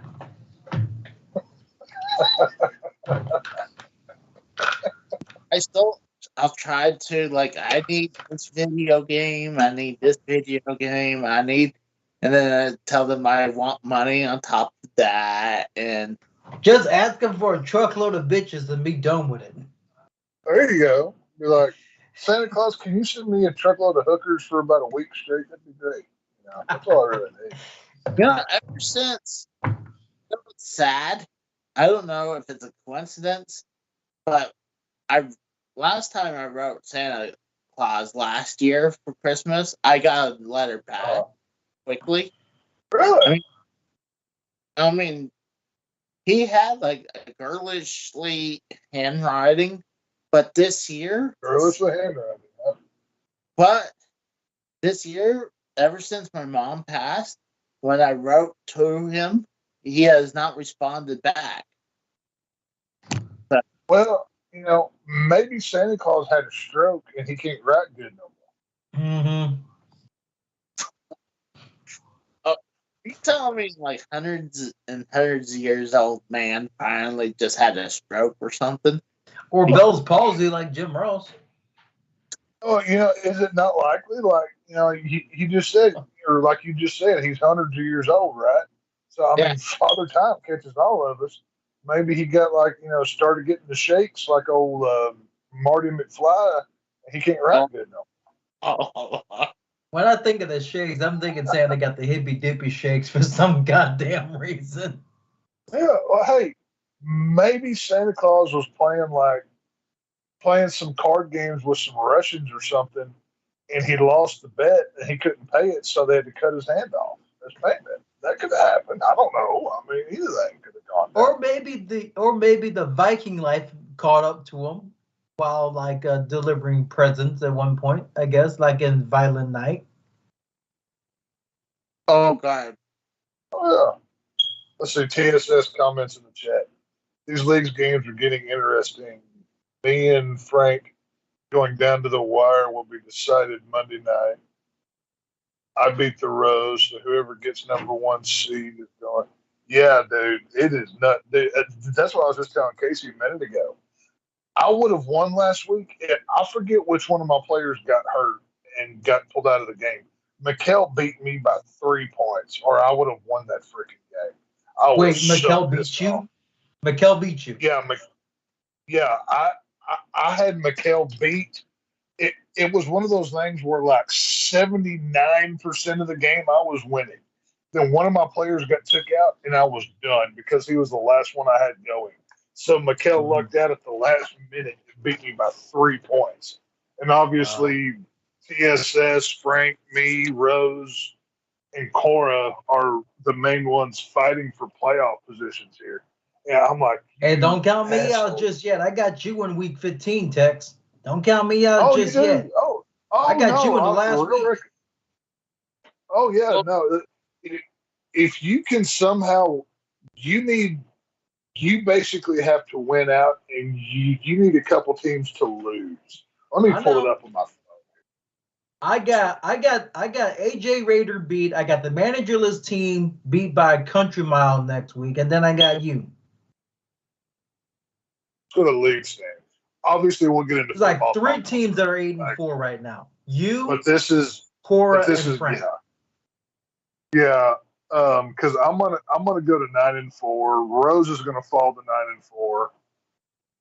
TSS, depending on his game, how it shapes up for Monday Night Football, he could either be 10-3 or 9-4. I'm hoping Frank- TSS is 10-3. I want another crack at his ass. Frank could fall to 8-5 or go to 9-4. You're sitting there at 6-6, so you need two teams to fall below you to make playoffs. Well, if So- I beat you and the managerless team for the next 2 weeks and tie with Frank, I have the tiebreaker over Frank because I beat him twice.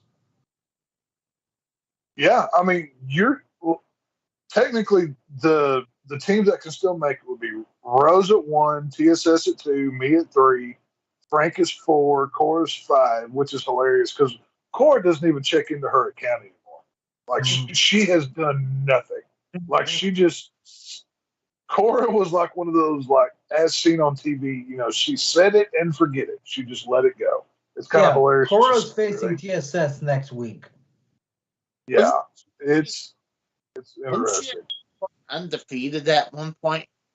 Yeah. Cora was, for like the first 5 weeks, Cora was undefeated. And Cora logged in, Cora created her account on the Yahoo. We did the auto draft thing. And the computer set her roster automatically.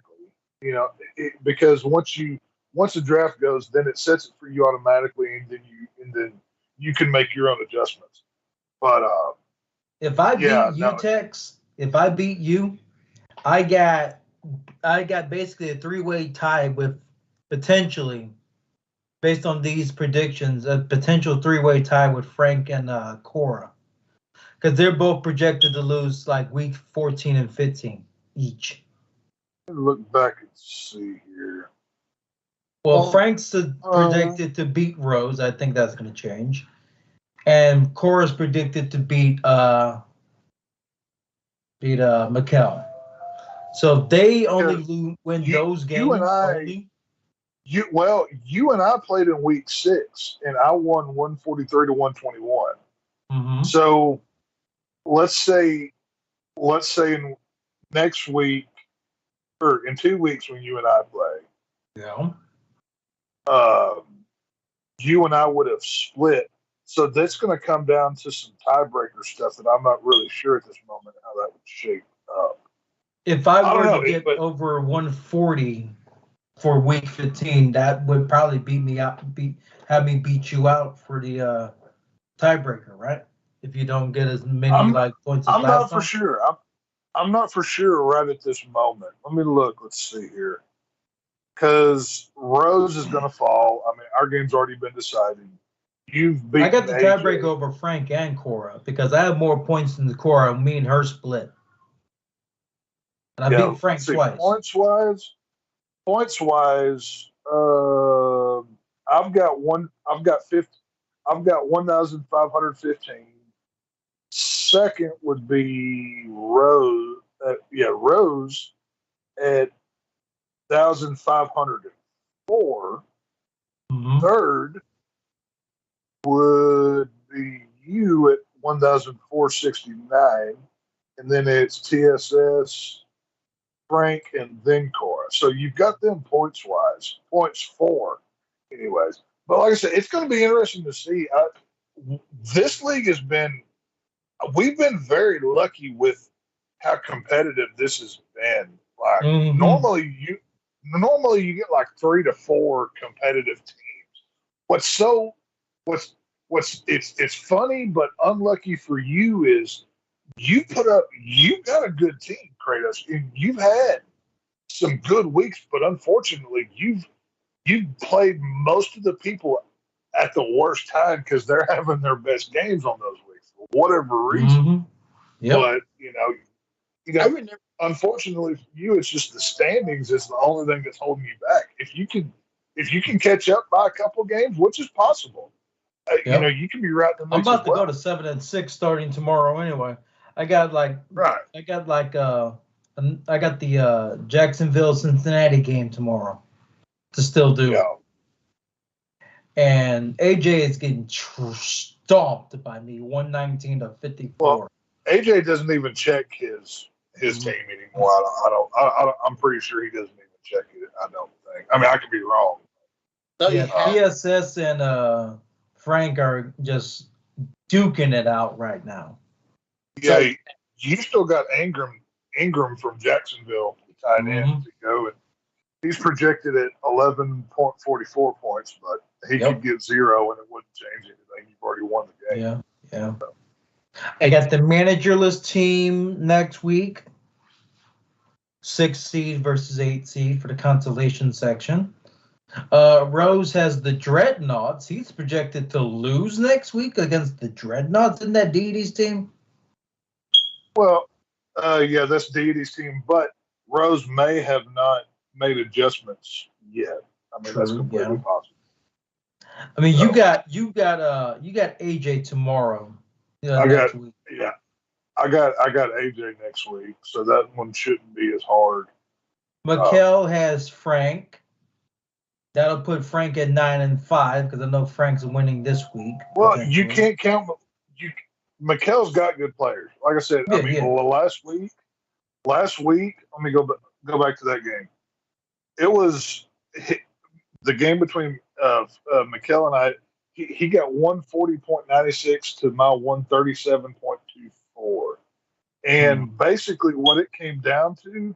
Oh, I'm sorry, it wasn't in the injury that 2 weeks ago I had Mark Andrews, the Ravens tight end, get took out for the season. That's the injury that I was talking about. I had to replace him with Logan Thomas from Washington, which only got me 3.5 points. That's the reason I lost. And the Cleveland defense only got 3 points. All my others were just doing very well. But it's and you got Tank Dell out too because he got you 0 points today, despite you winning against Rose. Yeah, he's out for the season. He broke a leg or an ankle or some nonsense. But it was a lower leg injury from what I heard. Luckily, next week Jefferson comes back from Minnesota, so I can replace. What's up, kids? So I want to go back where you're saying that you have a competitive league, but now you're saying you have 3 inactive players. How is that competitive when you have 3 inactive people? 3 inactive on which one? Well, which one are you referring to? In your league, because you have Cora who hasn't, and then you had the managerless team, and then AJ. So when we built the league, we only got 9 people to sign up, and just so it was an even number, the computer had created a managerless team, which it basically just put a 10th team together just so everybody had somebody to play. And for whatever reason, AJ, I guess, had decided to just not check it anymore. And I don't know about Deity. I don't know if he checks it or not. I haven't talked to him. I think he does every now and then, but I think he gave up after he saw his records. Deity's sitting at 3-9 right now. He probably don't give a shit anymore.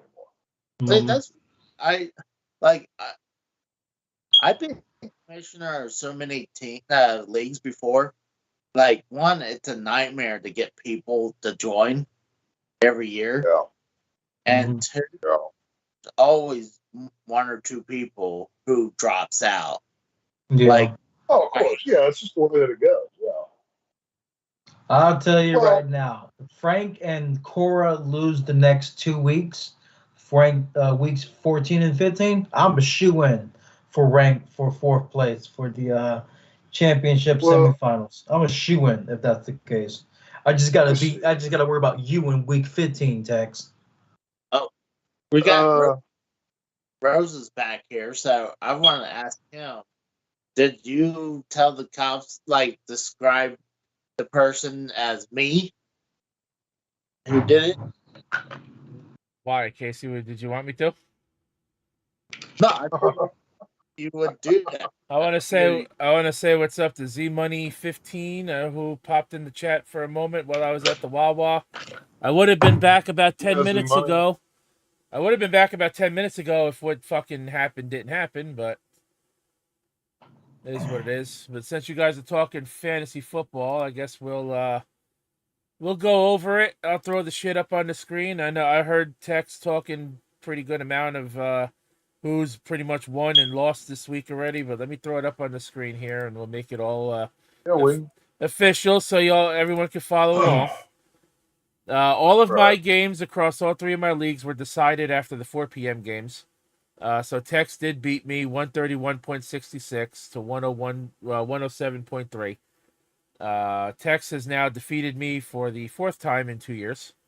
Undefeated against me, by the way. So Tex has the tiebreaker over me, so I'll take second place and he'll take first. Well, if TSS, if somehow TSS can pull a win out, I think him. I don't know who would be 1 and 2, but I think him and I would be back up at the top. Well, I don't know how the. Well, here let's go back and I'll see between you and him who won out. And him and I split. So if you and him split, then it'll be based on your points. Yeah, he. Oh my god, dude, he beat you by fucking 0.3 points in week 2. Yeah. He beat me by, and then I think I beat him by 6 points in the second one a couple weeks ago or something. Both games between him and I have been extremely competitive. Let's see. The second time he played, it's going down with me and Tex on week 15. Yeah, I look forward to it. You beat him, Tex, the second time, which was week 11, which was 2 weeks ago. Yeah. You beat him by 5.72 points. It looks like. Yeah, basically 6 points. So the point spread between him and I was basically 7 for the entire year. But, I mean, TSS, man, I'll tell you what, the man knows his football. I mean, kudos to, where it belongs. He knows. You go look at the league, like, who has made, just for references, he's had 6 waiver wires. And he's made 31 moves. I've had 9 waiver wires, and I've made 25. Okay, here's the points right here. So let's see. Tex, since you scored more points than TSS did this week, you already have more points scored over TSS, so you would take first place. Me, I think I beat TSS. I think me and him might have split as well. And I have more points scored than TSS, so I would take second. He would take third. Because it would come down to points. I don't know how it's going to all break down. We'll see. Tuesday morning when it all. Damn, I was on a 6-game winning streak, Tex. You fucking asshole. You know what? You come up. I want to end on a high. I want to end on a 3-game winning streak with a championship semifinal. So yes, that's what I'm hoping. So yeah, Tex did beat Kratos. I'll say this: Rose was talking a lot of shit too, and then I put his ass down twice, or 4 times in 2 years. So don't get too brave. I haven't beat him yet. He's undefeated against my ass. Hey, it's my first time even doing something like this, so I'm pretty shocked. I'm even 6-6 right now. Well, you're gonna be 7-6, so you're gonna have a winning. I'll be 8-6 next week. I'll be 8-6 after next week. I got the managerless team to face. There's something to be said about the rookie luck. I mean, a lot. I've seen it 1,000 times. Somebody who's never played fantasy before lucks their way into a good team, and then they make a run deep into a playoff or even win a championship. I've seen it happen 1,000 times, so it's possible. So Kratos, you're gonna beat AJ, currently winning 119.12 to 54.1, with both of your teams still getting points, but he's not gonna win. I got what is it? Mark Ingram next week or on Monday? Mike Ingram. Michael's and Deity's game's been decided already. Michael defeats the Deity 110.86 to 73.3. TSS and Frank, right now Frank is winning by about half a point. Frank is slated to win, though. Both players have players still pending. Oh shit! Oh damn! I forgot. So if Frank wins, he'll go to 9-4 as well. TSS will be 9-4. Me and you will be 9-4. So Frank. Look at it this way. Frank Frank has Jamar Chase and Jacksonville defense going. TSS has Calvin Ridley going. I don't think Jamar Chase gets very many points. I mean, Cincinnati's playing with a backup QB. This thing could go either way. I mean, I know it's projected Frank 70-30 split, but you know as well as I do, those projections change by the play during a game. So, well, I'm looking. Don't be sleeping on that one. I'm looking at this right now. Frank already beat TSS. Frank already beat TSS in week 4.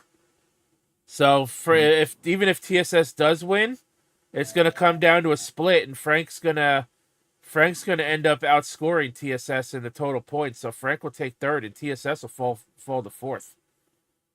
Now, if Frank wins, he'll take 3rd automatically. He'll take 3rd automatically, and TSS will take 4th anyways. So now let me see what I did against Frank. Let's I know see. I beat Frank twice. Frank beat me. Frank beat me once.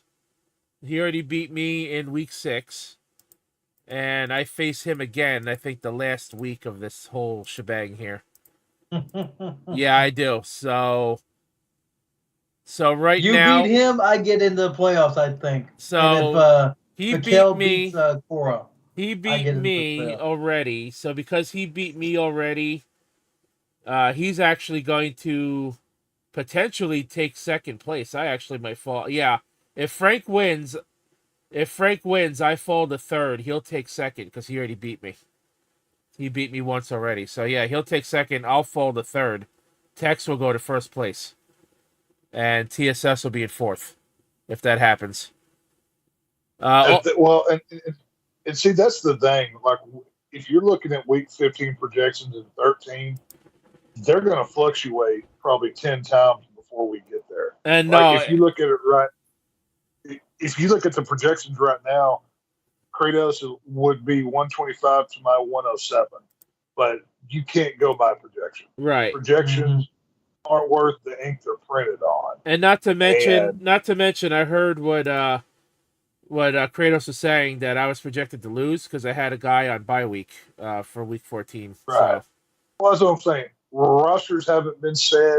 Projections are going to change. Right there. Yeah, I set my roster. Hurt. I mean, I set my roster before every game. The Cowboys have the Eagles for this next game. Jalen Hurts could go out with an ACL tear. How many prominent players are on the injury list for the rest of the season? I mean, the pile is higher than cordwood at this point. So, 2 weeks of football, everything can change. And with so many of our teams within a game or two of one another, I mean, the fluctuation of who's on top. I mean, hell, a week ago, I was number 1, and then I lost to Mikhail and fell to 3. It's just the way that, it goes when you're this close, you know what I mean? Right. You gonna start Josh Allen, Rose? I'm looking at the stream. You gonna start Josh Allen at all, or is he injured? He's not injured. He's showing he's got a bad match. It's showing he's got a bad matchup against KC, so I could stick with Tua because the point spread is only it's only about a 2-point difference in the projections. Yeah, but isn't it week 15 whenever the Miami plays the Dallas defense, though? I'm not sure I'd go that route. No, next week the Dolphins have Tennessee. Next week's only week 14. Well, no, I'm talking. Okay. Yeah, I'm looking at week 14. So now that I updated my lineup, now I'm projected to beat them. See how that works? So let's go back to this. So we left off. So Michael will defeated the Deity. Frank's game can go either way with TSS. And Cora's game is already decided, and she will also go to 9-4. That's like what, 5 9-4 teams going into next week? 5 9-4 teams, and so Cora scored. Let's see, Cora scored 110.18, so that's going to bring her up to 9-4. Right, but I'm going by the points now because of that because of all the the tiebreaker situation. What is my Yeah, mother yeah. bothering me for now? Do you think, dude? But yeah, we can hear you. Mute, Rose.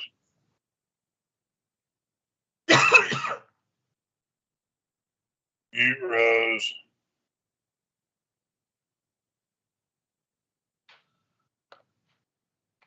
Okay. But yeah, no, like I s- well, like Rose was just saying, when you look at and like Kratos was just commenting on, I mean, you've got 2 9-3s. One of those is going to fall to 9-4. I'm going to go up to 9-4. If Frank wins, he'll go to 9-4, and then it'll be a point tiebreaker, which would go to me. See, Casey, I'm kind of surprised that you haven't said that I was cheating, considering I created this football league, and I'm up there at the top. I'm really surprised that you haven't pulled that out of your. See, ass this is an Well, interesting. Casey stepped away for a second. I don't know where the hell he went. This is Oh, did he? this is an interesting deal because we got a 5-way fucking tie. Only 4 teams Yeah. are gonna make it in, and I'm looking. Yeah. So now let's see what Cora's done against everybody. So If let's it comes see. down to points, if it comes down to strictly points, like let's say at the end of the season somehow we're all tied wins wise, and it comes down to points for, Cora's going to be the one that's missing out because she's at the lowest of all of us. Well, Mhm. Cora, And I'm gonna sneak my ass right in there. Cora beat Frank week Oh. 2, so she's got a win over him. So let's see here. What else happened here? Cora, and TSS. TSS beat She Cora. lost to TSS the first time. Yeah, I that was week 5. Okay, Cora. Where is she? Cora lost to me. Yeah, you beat me by barely 7 points in week 3. So I have a win over Cora. Week 1. I have a win over Cora. She has a win over Frank, and TSS has a win over her. And then Tex has a win over her too. And I have a win over her as well. From I've only played Frank once. He beat me. Him and I have not played much. I've only gotten to him. So Cora beat Frank both times. So she's got 2 wins over Frank. So and so do I. Those are the other 2 losses for Frank. I got 2 wins over Frank too. Right. So what I'm saying is, because she beat Frank twice, if he goes to 9-4, she's gonna go to 9-4. I have a win over her. And she's got 2 wins over Frank. So how does that work? If I go to 3rd place, why would she go to 2nd? Because I have more points than her. But she's got wins over Frank, and Frank's gonna go to 2nd place. Because he's got I mean, 2 I wins got a over win me. over her too, and I've got more points than her combined for both games. This is a fucking mess. This is fucking interesting. I'm loving this. Oh yeah. I can guarantee you, if I get anywhere close to top 4 in points, I'm definitely sneaking my ass into the playoffs. Hopefully, if I have a good record. See, this is going to be kind of like the college football situation right now.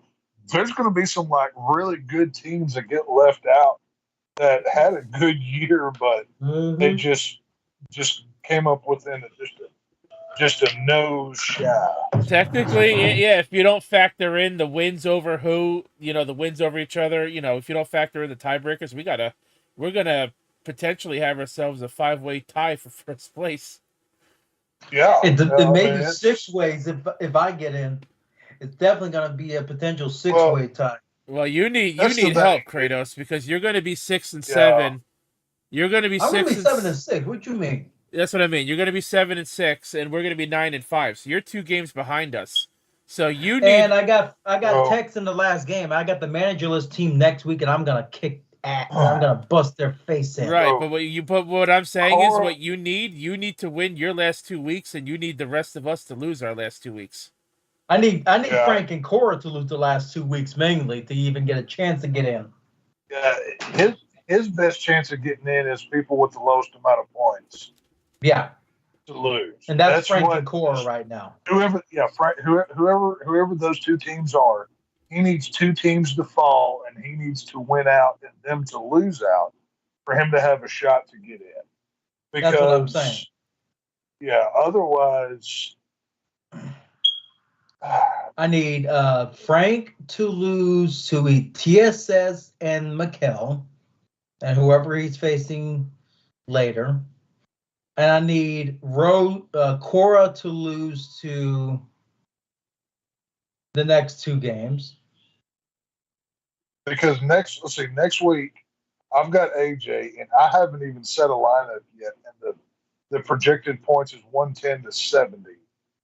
His and my game. Rose has Deity, and without making adjustments, Rose has 114 to 105 for Deity. Kratos has 120 to 80 for the managerless. It's 86 to Mikkel with Frank at 76, but you know Frank's going to make some moves, and I'd be willing to bet he has a better projection. But like I said, you can't sleep on Mikkel's team. He's got good players there. He just he's got that Cowboys defense too. Right. And then TSS will play Cora, and that's projected out at 120 to 113. So this is going to, and that's the week 14 slate. We'll see how that shakes out. But I mean, yeah, no, this league has been better than competitively than the derailed league that we had last year. I mean, in that league last year, there was only 4 teams. It came down to Frank, Drew, TSS, and me. Everybody else in the league was kind of I missed it. I missed it by 1 game last year. I missed the freaking potential playoff spot by 1 game. Yeah, that's what I'm saying. Competitive wise, we've got 5 to 6 teams here that are really, really good. So, I mean, this is competitive wise. This has been a lot of fun. I'll say that. If I was paying attention to the managerless game I initially lost in earlier in the season, I'd be at like you'd be 8-5 right now. Yeah, I would be 8-5. Yeah. So you would have only been 1 game behind instead of 2, but yeah. So Tex, the Dolphins. I lost to that team by only 3 points. The Dolphins actually play Dallas week 16, which is the first week of the playoffs for us. So that means if me and you go at it in the first week of the playoffs, and Prescott has another fucking big game, and if Prescott has a big game against Miami, I'm in trouble. I hope so. Prescott's white hot right now, man. That dude. Jalen Hurts still put up 23 points, even though he lost in a shootout. Not only that, but he also came out of the game. He also came out of the game for a little while with possible concussion. He still got me 23 points. But let's swing on over to the other league since I do show this off because I'm in it. So is Frank, and TSS and Drew. So I'm slated. I already won. This game's been decided. I mean, he's gonna get. My opponent has 1 player left, but his player would need to score like 86 points. It ain't gonna happen. So this Dayton Tringles is gonna fall to 1-12. Well, I'll increase to 8-5 over here. Orion Seraph is going to lose to TSS, so TSS will go to 10-3 over here, while Orion Seraph falls to 4-9.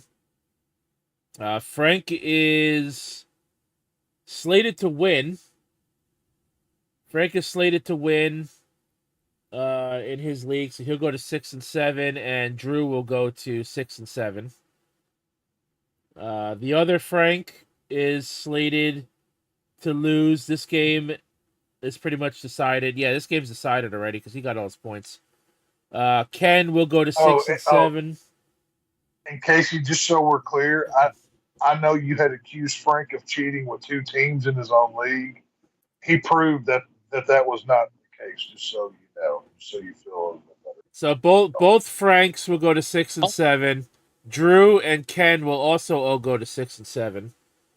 Chaotic Goats is slated to lose their game. So if they lose, they'll go to 8-5, and they'll be tied with me. And Dale Turnthart will go to 10-3 and be tied with TSS. So I want to know. No, Frank wasn't cheating. Like, Well, that's what I was saying a minute ago. Casey, now I have to ask this ahead of time. If I were to win in the league that I created, are you going to accuse me of cheating as well? Oh, duh.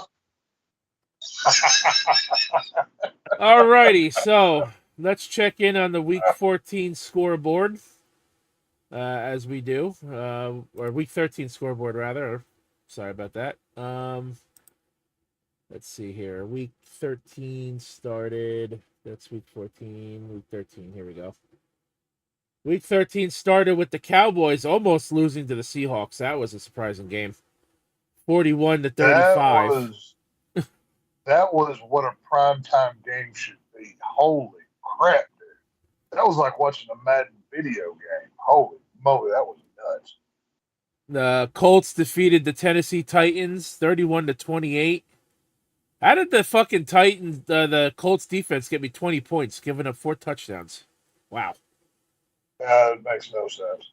I don't know, but they must have had some sacks and maybe a couple interceptions or something. Must have. The Falcons defeated the Jets 13-8. Lions defeated. I was so close on that. I predicted 17-9. Damn. I was so close with the score on that game. The Lions go over the Saints 33-28. Now I heard somebody broke their leg in that game. A coach, one of the coaches, sideline. Somebody got hit, broke their leg in the Lions game. I don't know about that. I know Tank Dell went down for the Houston Texans because they had a 160-pound wide receiver blocking on a goal line stand. I saw somebody post it in a fucking. I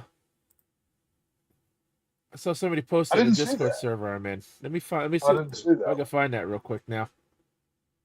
Was it general? Fuck. I saw it in this Discord server. Maybe it was in here. Yep, here it is. Okay, I got it right here. Boom, I found it. So now you'll be able to see this. It should pop up on your screen momentarily. Okay, so this was from Dexerto. As soon as I fucking find it. Yeah, here we go. NFL sideline official breaks leg after being crashed into by players. So here, let's take a look at the video feed. Speed option to Kamara, made the first man miss and got close to the first down. Derek Barnes popped him to the sideline. One of the officials over there is injured. He looks like an offensive. Bang! Jesus Christ.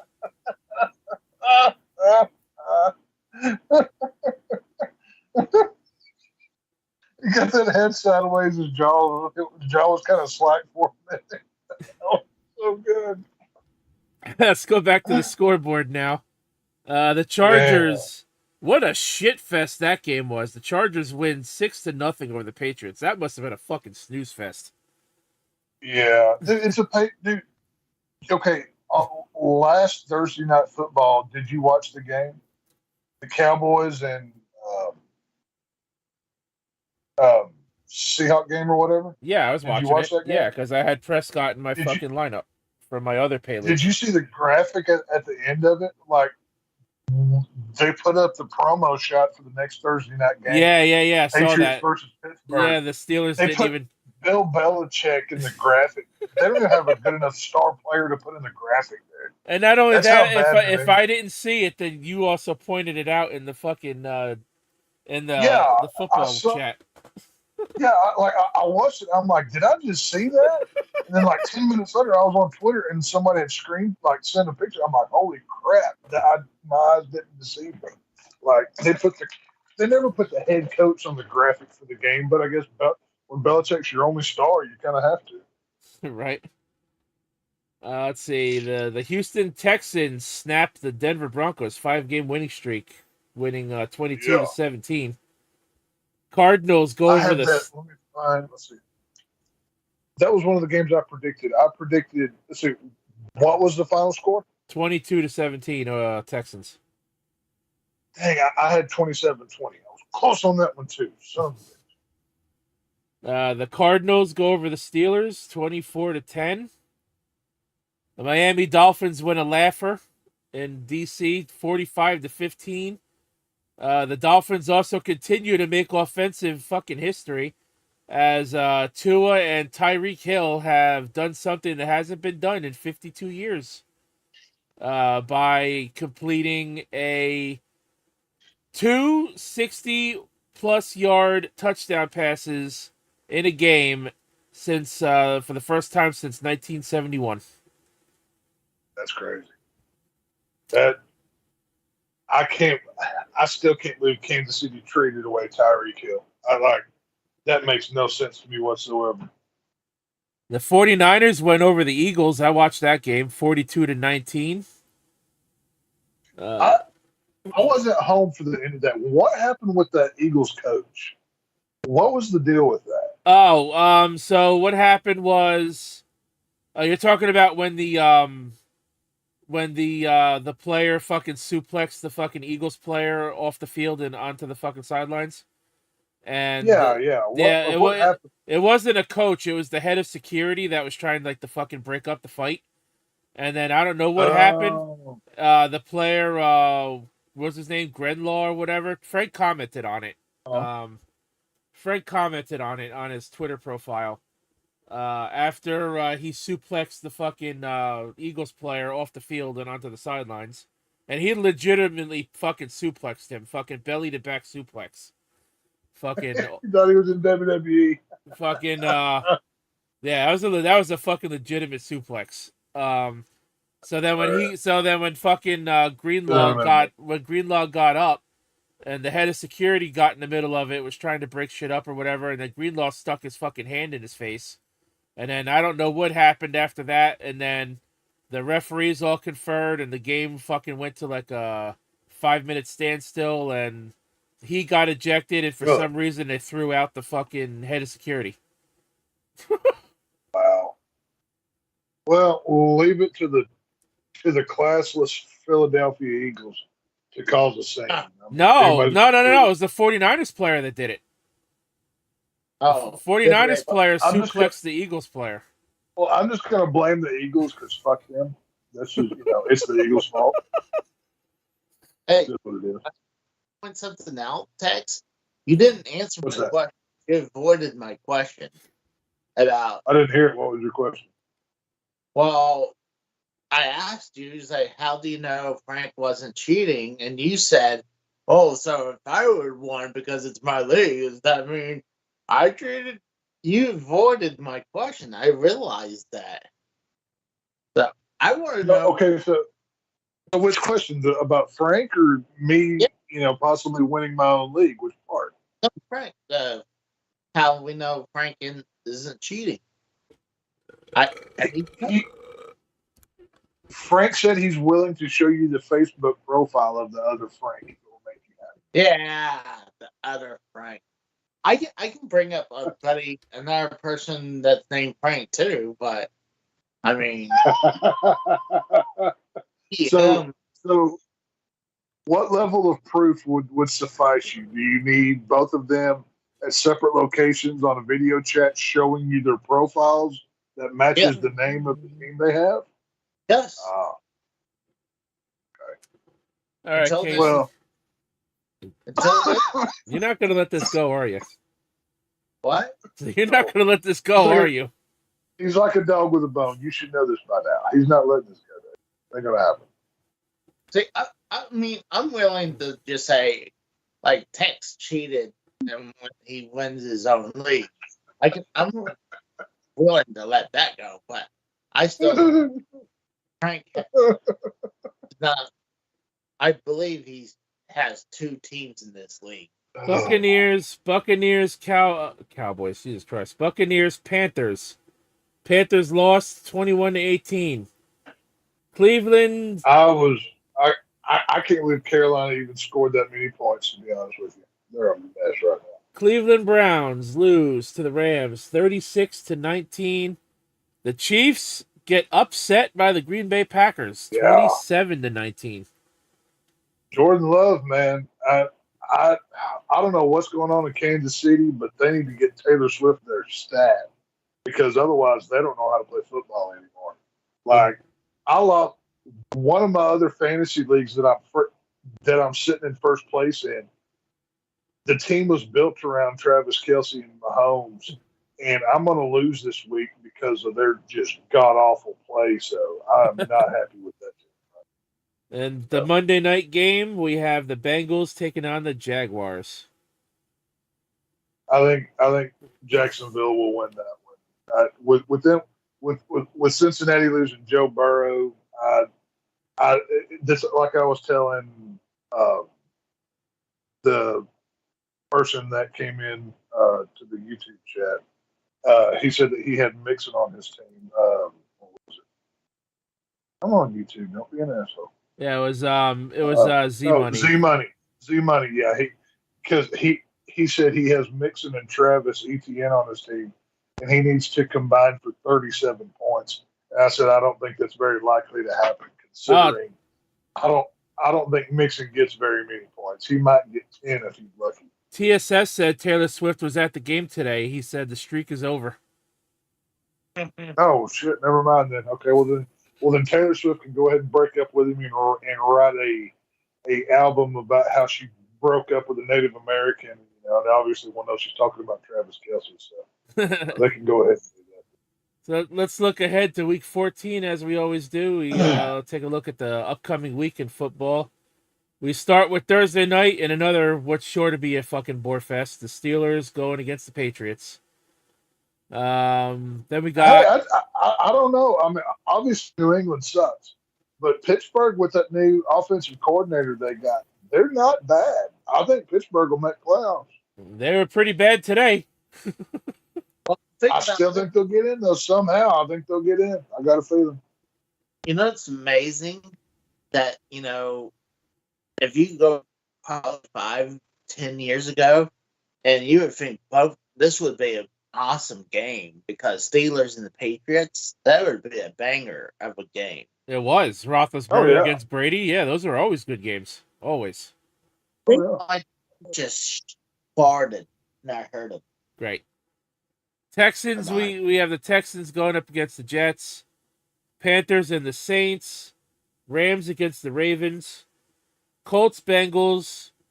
Bucks, Falcons. Lions, Bears. Jaguars, Browns. All right. Seahawks, 49ers. Vikings, Raiders. Bills at the Chiefs. That's going to be a close game. Possibly.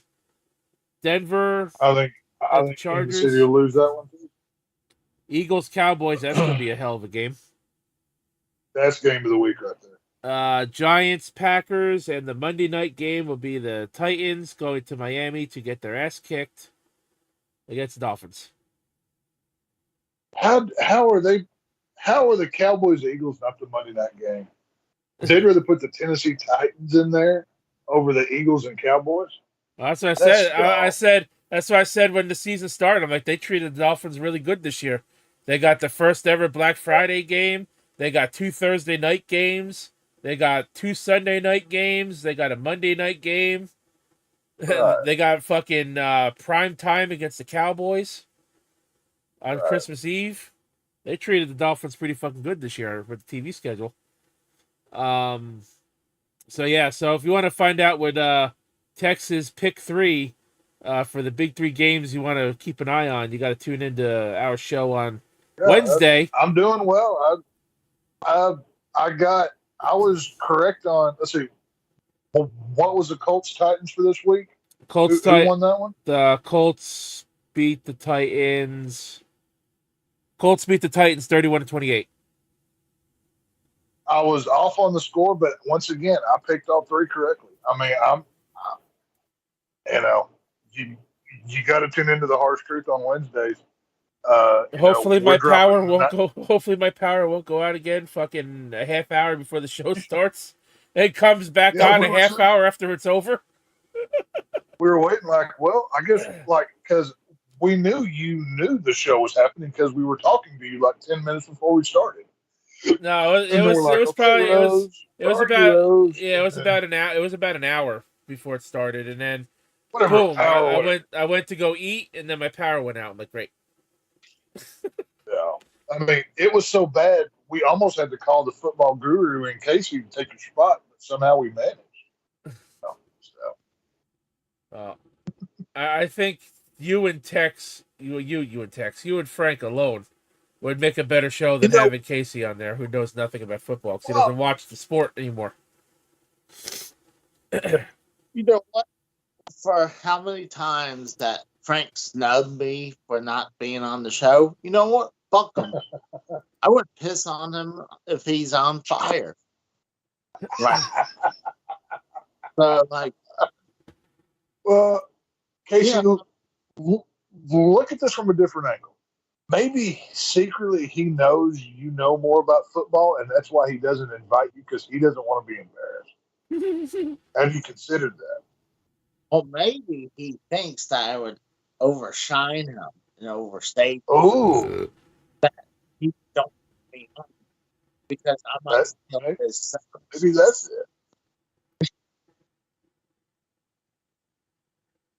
Well, Maybe he just likes to troll you at this point because it's a funny ongoing thing. And, yeah, I mean, it could be anything. Who knows what it is? But hey, it's whatever. It's all good. But well, yeah, no, it's I've okay. been awake now for 18 and a half hours. I only put 2 topics on this week's show because I wanted it to be a shorter show, and here it is going on 3 hours anyway. Well, for like 45 minutes of it, you were doing an episode of Cops. Yeah, I wasn't. Yeah, I wasn't here for about 45 minutes. Yeah, so that didn't help. We were gonna kind of hope you were gonna be live on Cops, so like on YouTube, so we can sign stream on it. So, right. Well, they're doing a live PD episode and whatnot. but hey, you can vouch for this. I was actually nice in the Frank's last stream. Casey only said like 3 slurs while you were gone. He was great. It was fun. That's still 3 too many, there, Casey. So no, Casey was good. He didn't do nothing bad. We tried to keep it as professional. It was we did a little holiday talk and then just a little chit chat and then we the fantasy football stuff got kicked in early because somebody popped a question up. But, it went well. But I was saying, Tex, the last time you guys did a show that I was in the chat, I was actually being nice. You even said hell frozen over, right? That I was being nice. Yeah. Casey's going to try to smooth up to Casey. I see what Casey's cooking with over there. I know what his game plan is. I see him, like Casey's over there like twirling his mustache like an old cartoon villain to try to sneak his way into stuff. I know what he's doing. It's fine. All good. well, if anyone have any final words on our 2 topics tonight? The Game Awards, again, we're going to cover it on Thursday night. It'll be me and Kratos at the least. I don't know if Casey's up for doing it this year. If he wants to, obviously, he can be. So, I mean, we the 3 of us usually do it together anyway. We both did it the last 2 years. I think Casey should come on here in a suit and tie, like all official, because it's a award show, right? So he should come on dressed all fancied up with a bow tie and whatnot. Really present like he was giving an award and stuff. I guess what Casey ought to do. I did something like that. I was the only one who dressed up on Drew's show. Like when we were doing some type of awards, and I was the only asshole in a suit. Oh, it's the Karen Awards. That's the only award thing he did. Oh. TSS says I wasn't here for the video games topic. He goes, I think Baldur's Gate 3 wins Game of the Year, and we'll see some surprise announcements, and that's it. I'll probably watch it this time because last year I think it was me and someone else. I couldn't do it last year. Yeah, that's right. Been Kratos or someone else, but I wasn't home. Yeah, I didn't do it last year. So, and I was so upset how bad the show was that I didn't care about. I mean, it's been bad for the last 2 years, so I'm hoping this year is going to be a better show. So it's not because of us. It's I guess everybody will have to tune in to y'all's live reaction of it to see if it's good or bad. Yeah, so it'll be at least me and Kratos at the very least. If Casey wants to do it with us, he's more than welcome to do it with us. I mean, I'd rather him be here to do it with us, obviously. So, but I know he's got to work. So, well, do it, and if it's boring, they're in again. I'm not going to do it again after that. Not because you or Kratos, it's because the award show has been boring as fuck. Well, we're hoping for a good one this year. It's the 10th anniversary of the Game Awards. They got to do something special. But so yeah, hopefully some hot chick gets up there on stage and has like a nip slip or something. That'd be kind of fun. Well, you know what? Jeff Keighley has been having security issues, and somebody's been getting up on the stage and trying to cause chaos for the last 2 fucking award shows too. So who knows?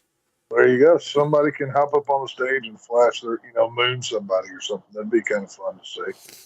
So, never know. You ever seen the Bret Hart Hall of Fame where him and Jim Neidhart was getting inducted and Bret Hart got tackled? Yeah, maybe that'll happen. I forgot. Wasn't it Triple H? Yeah, I did see that. It was Triple H that punched the guy out, right? Or somebody punched him out. Yeah, it was somebody. It wasn't Triple H. It was somebody else. It was one of the wrestlers that was in the crowd. They drugged the dude out and knocked him out or some nonsense. I don't remember. It was one of the TR guys. I think it was Dash Wheeler. Cash Wheeler. Yeah. There you go. Alrighty. Well, I guess we're gonna close out the show. Kratos, do you want to shout out that YouTube channel who gave us a shout out and drew some people our way at the beginning of the show? I think Kratos died. Yeah, he's dead. All right, Tex, I guess we'll go to you.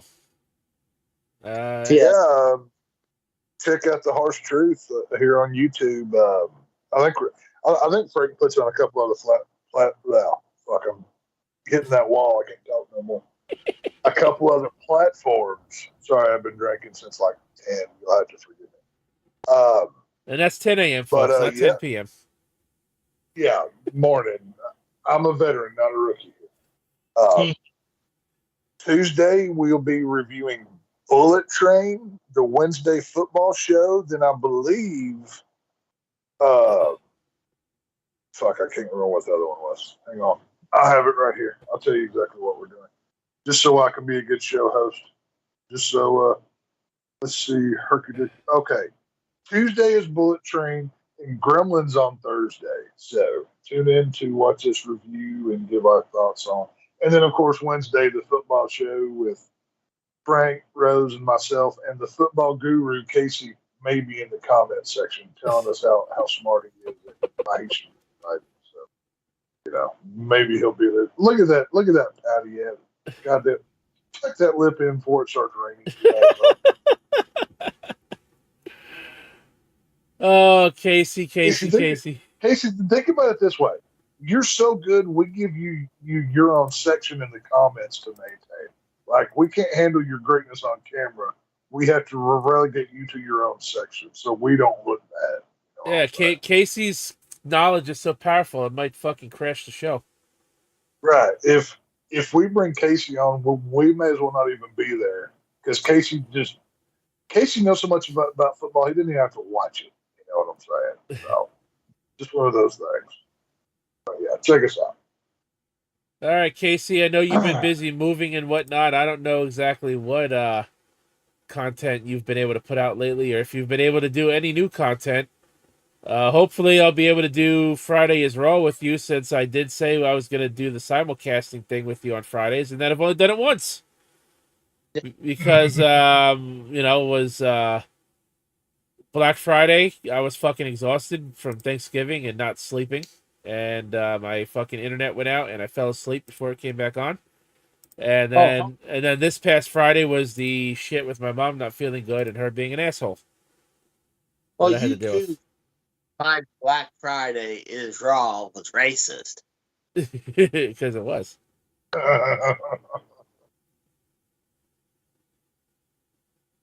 Racist about it. It was Black Friday, and it was Friday is Raw, so you can find it's my Black Friday. Black Friday is Raw. Racist. So, but Casey should have been canceled like 5 years ago. This is ridiculous that he's still around. I don't see how this hasn't happened. Well, my goodness. Casey, plug your shit so we can get the fuck out of here.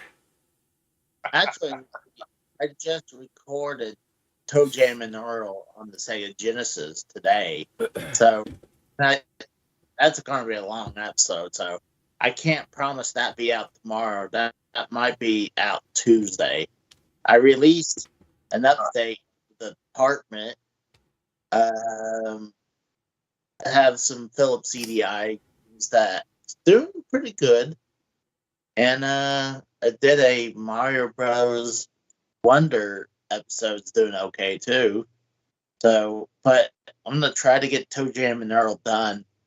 A lot of times if there's an hour plus gameplay, it takes forever for it to upload to YouTube. So, most likely it'll be Tuesday for Toe Jam and Earl, and I'm not planning to play the second one. Earl on Funkatron, and maybe Toe Jam 3 on Xbox. All right. And Toe Jam and Earl sounds like a really cheesy bluegrass band. Like one guy wears overalls with no shirt, the other guy's got like 3 teeth. But what that sounds like. it's a real good game. Actually, there's a fourth game just came out a few years ago. Oh, nice. But it's just a modern version of the first game. But yeah, that's the one that's going to come out. I have not had a lot of chance to make anything because of moving. I had some stuff that was in the can for a while, but I went through all of that. So I got to try to make some this week. So people be patient. I'll get it back up and going again. So that's pretty much it. And we got Friday is Raw. Yep. On Friday. All right. And for myself, I opened up the new Charizard EX Pokemon bundle premium collection. Check that out on the channel. See what kind of new cards I pulled. It's the first time I did anything with opening Pokemon cards on the channel in 8 months. So I figured, hey, it freshened up the content a little bit. Did another YouTube Shorts showing off another one of my figures. That one didn't do nearly as well as the last one. Live stream wise, haven't been able to do much lately. Finished Super Mario RPG. So that's done. Going to be moving back into Mortal Kombat 1 again, and Spider-Man, Street Fighter 6 and stuff. And tomorrow I am going to have a video on this uploaded. I unboxed Premium Edition and showed off the goodies that came in here. I don't know if I want to Let's Play this game. I'm thinking about it. I probably won't, but I might not. But either way, the unboxing video for the DDLC Premium Edition will be out probably tomorrow. I got to edit the video and whatnot. And Game Awards on Thursday night, I believe 8 p.m. Eastern Time. And football show on Frank's channel at 8:15 p.m. Eastern Time on Wednesday. Friday is Raw with Casey on his channel on Friday, and then I'm taking the weekend off.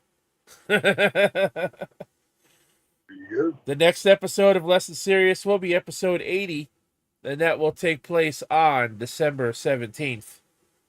Oh, wow. Now, Kratos wants us to do a show on Christmas Eve as well, because that's his birthday. So, Casey, I don't know if you're up for that. My birthday's next week. Oh, your birthday's next week? Oh, I thought you asked me to do a Christmas Eve show. No, that's up to you. I'm talking about Christmas Eve. Christmas Eve is not my birthday, but 2 weeks from now, next week is my birthday. But Christmas Eve, I will be. Hopefully, I'll be with family if this fucking problem with my cousin stops. Oh, okay. Because I thought I think you asked if we could do a show on your birthday, right? That's what you that's wanted? next week. Yeah, that's next week. Yeah. I mean, I could, we could see how things go if there's shit worth talking about aside from football. Yeah, true. And well, I mean, there was a couple things that popped up this week that can be talked about next week, like the Bad Bobby bitch being pregnant now at 20 years old. I don't even know who that is. So catch me outside. How about that? Bitch. That fucking annoying fucking stupidity. I'm surprised she hasn't died from a drug overdose yet. That's a shout. She made 18 million on OnlyFans in just 6 hours after turning 18.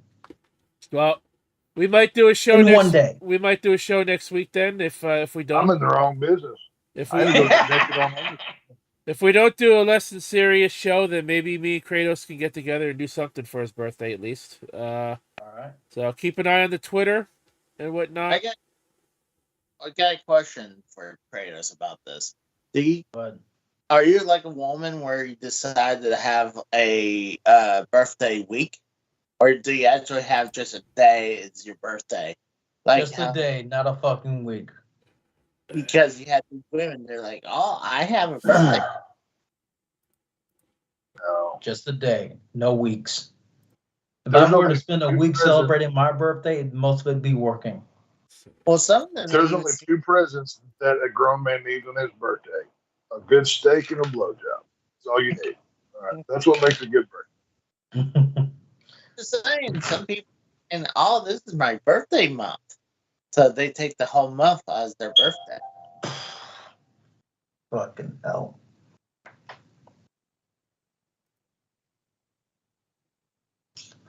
Well, we might, like I said, if we do something next week, then we will. If not, then you got to keep an eye on. You got to keep an eye on my Twitter and whatnot, and we'll talk about it, and we'll go from there. Kratos, did you want to shout out that YouTube channel again that threw some viewers our way? Funny Rob Bebe, he does he does reactions to he does watch-alongs for football, watch-alongs for wrestling. He does watch-alongs for couple things. He's also a member of JD's membership section. So take that what you will. And me personally, I just finished streaming the new dungeon for Destiny 2 a couple days ago. My first run of Warlord's Ruin. The new dungeon is the name. Had fun. Took me about 2 hours, so 2.5 hour stream right there on my Twitch. All right, that sounds good. Yeah. Other than that, hopefully there's Dragon Age Dreadwolf news on the Game Awards, or else I'm gonna fucking boycott the game. Because there will be no hope on any news coming out, because they claim that into alpha. They finished alpha phase, but that was back in October of last year when they finished alpha stage for the game. And supposedly, the game director was signing up mocap, was looking for motion capture stuff Right. for Dragon Age game that's supposedly coming out in around April or May of 2024. So I'm hoping that, like, if that was any indication that of a release date time frame, that they announced it at the Game Awards this freaking Thursday. Tex, I'm gonna put this in the Skype chat. This is the video of what you missed before. You were asking about the player and the coach that got ejected. Just watch this video. Somebody uploaded it to YouTube. Okay. Yeah, I'll tell you that. And yeah, so well, I guess with that being said, guys, we are done for this episode of Less Than Serious. And check out Derailed Gaming Live, OCRP, GTA 5, roleplay, live streams and Friday Night Gaming on over there. Derailed Patreon, $1 a month, nearly 300 episodes podcasting material. Follow me right here on Twitch and YouTube. Subscribe to the channels if you're not already. Greatly appreciate it. Follow me on Twitter so you know when to go live and upload a video. Again, check out the content that I had mentioned that I did and what I'm going to be doing upcoming. And yeah. Till next time, guys. Thanks for watching. I know I kind of dragged Tex on here, but I kind of needed him too. I kind of needed him tonight, even though I know he wants to take weekends off. So I didn't want to ask him, but I kind of needed somebody to steer the ship while I was going to be gone for what ended up being a little longer. We all know we can't leave Casey in charge because he probably just tanked the channel out of spite, just so he could say that he was on the video game channel or some nonsense. But you never know. Wait, I could have done that for that reason. Son of a bitch. So for Tex, again, thanks for coming on. For Kratos, as always, Sure. Casey is Raw. My name is Rose. Have a good night, everybody. I hope you all enjoyed your Thanksgiving. Till next time, have a good night. Have a good night, and we'll catch your ass down the road.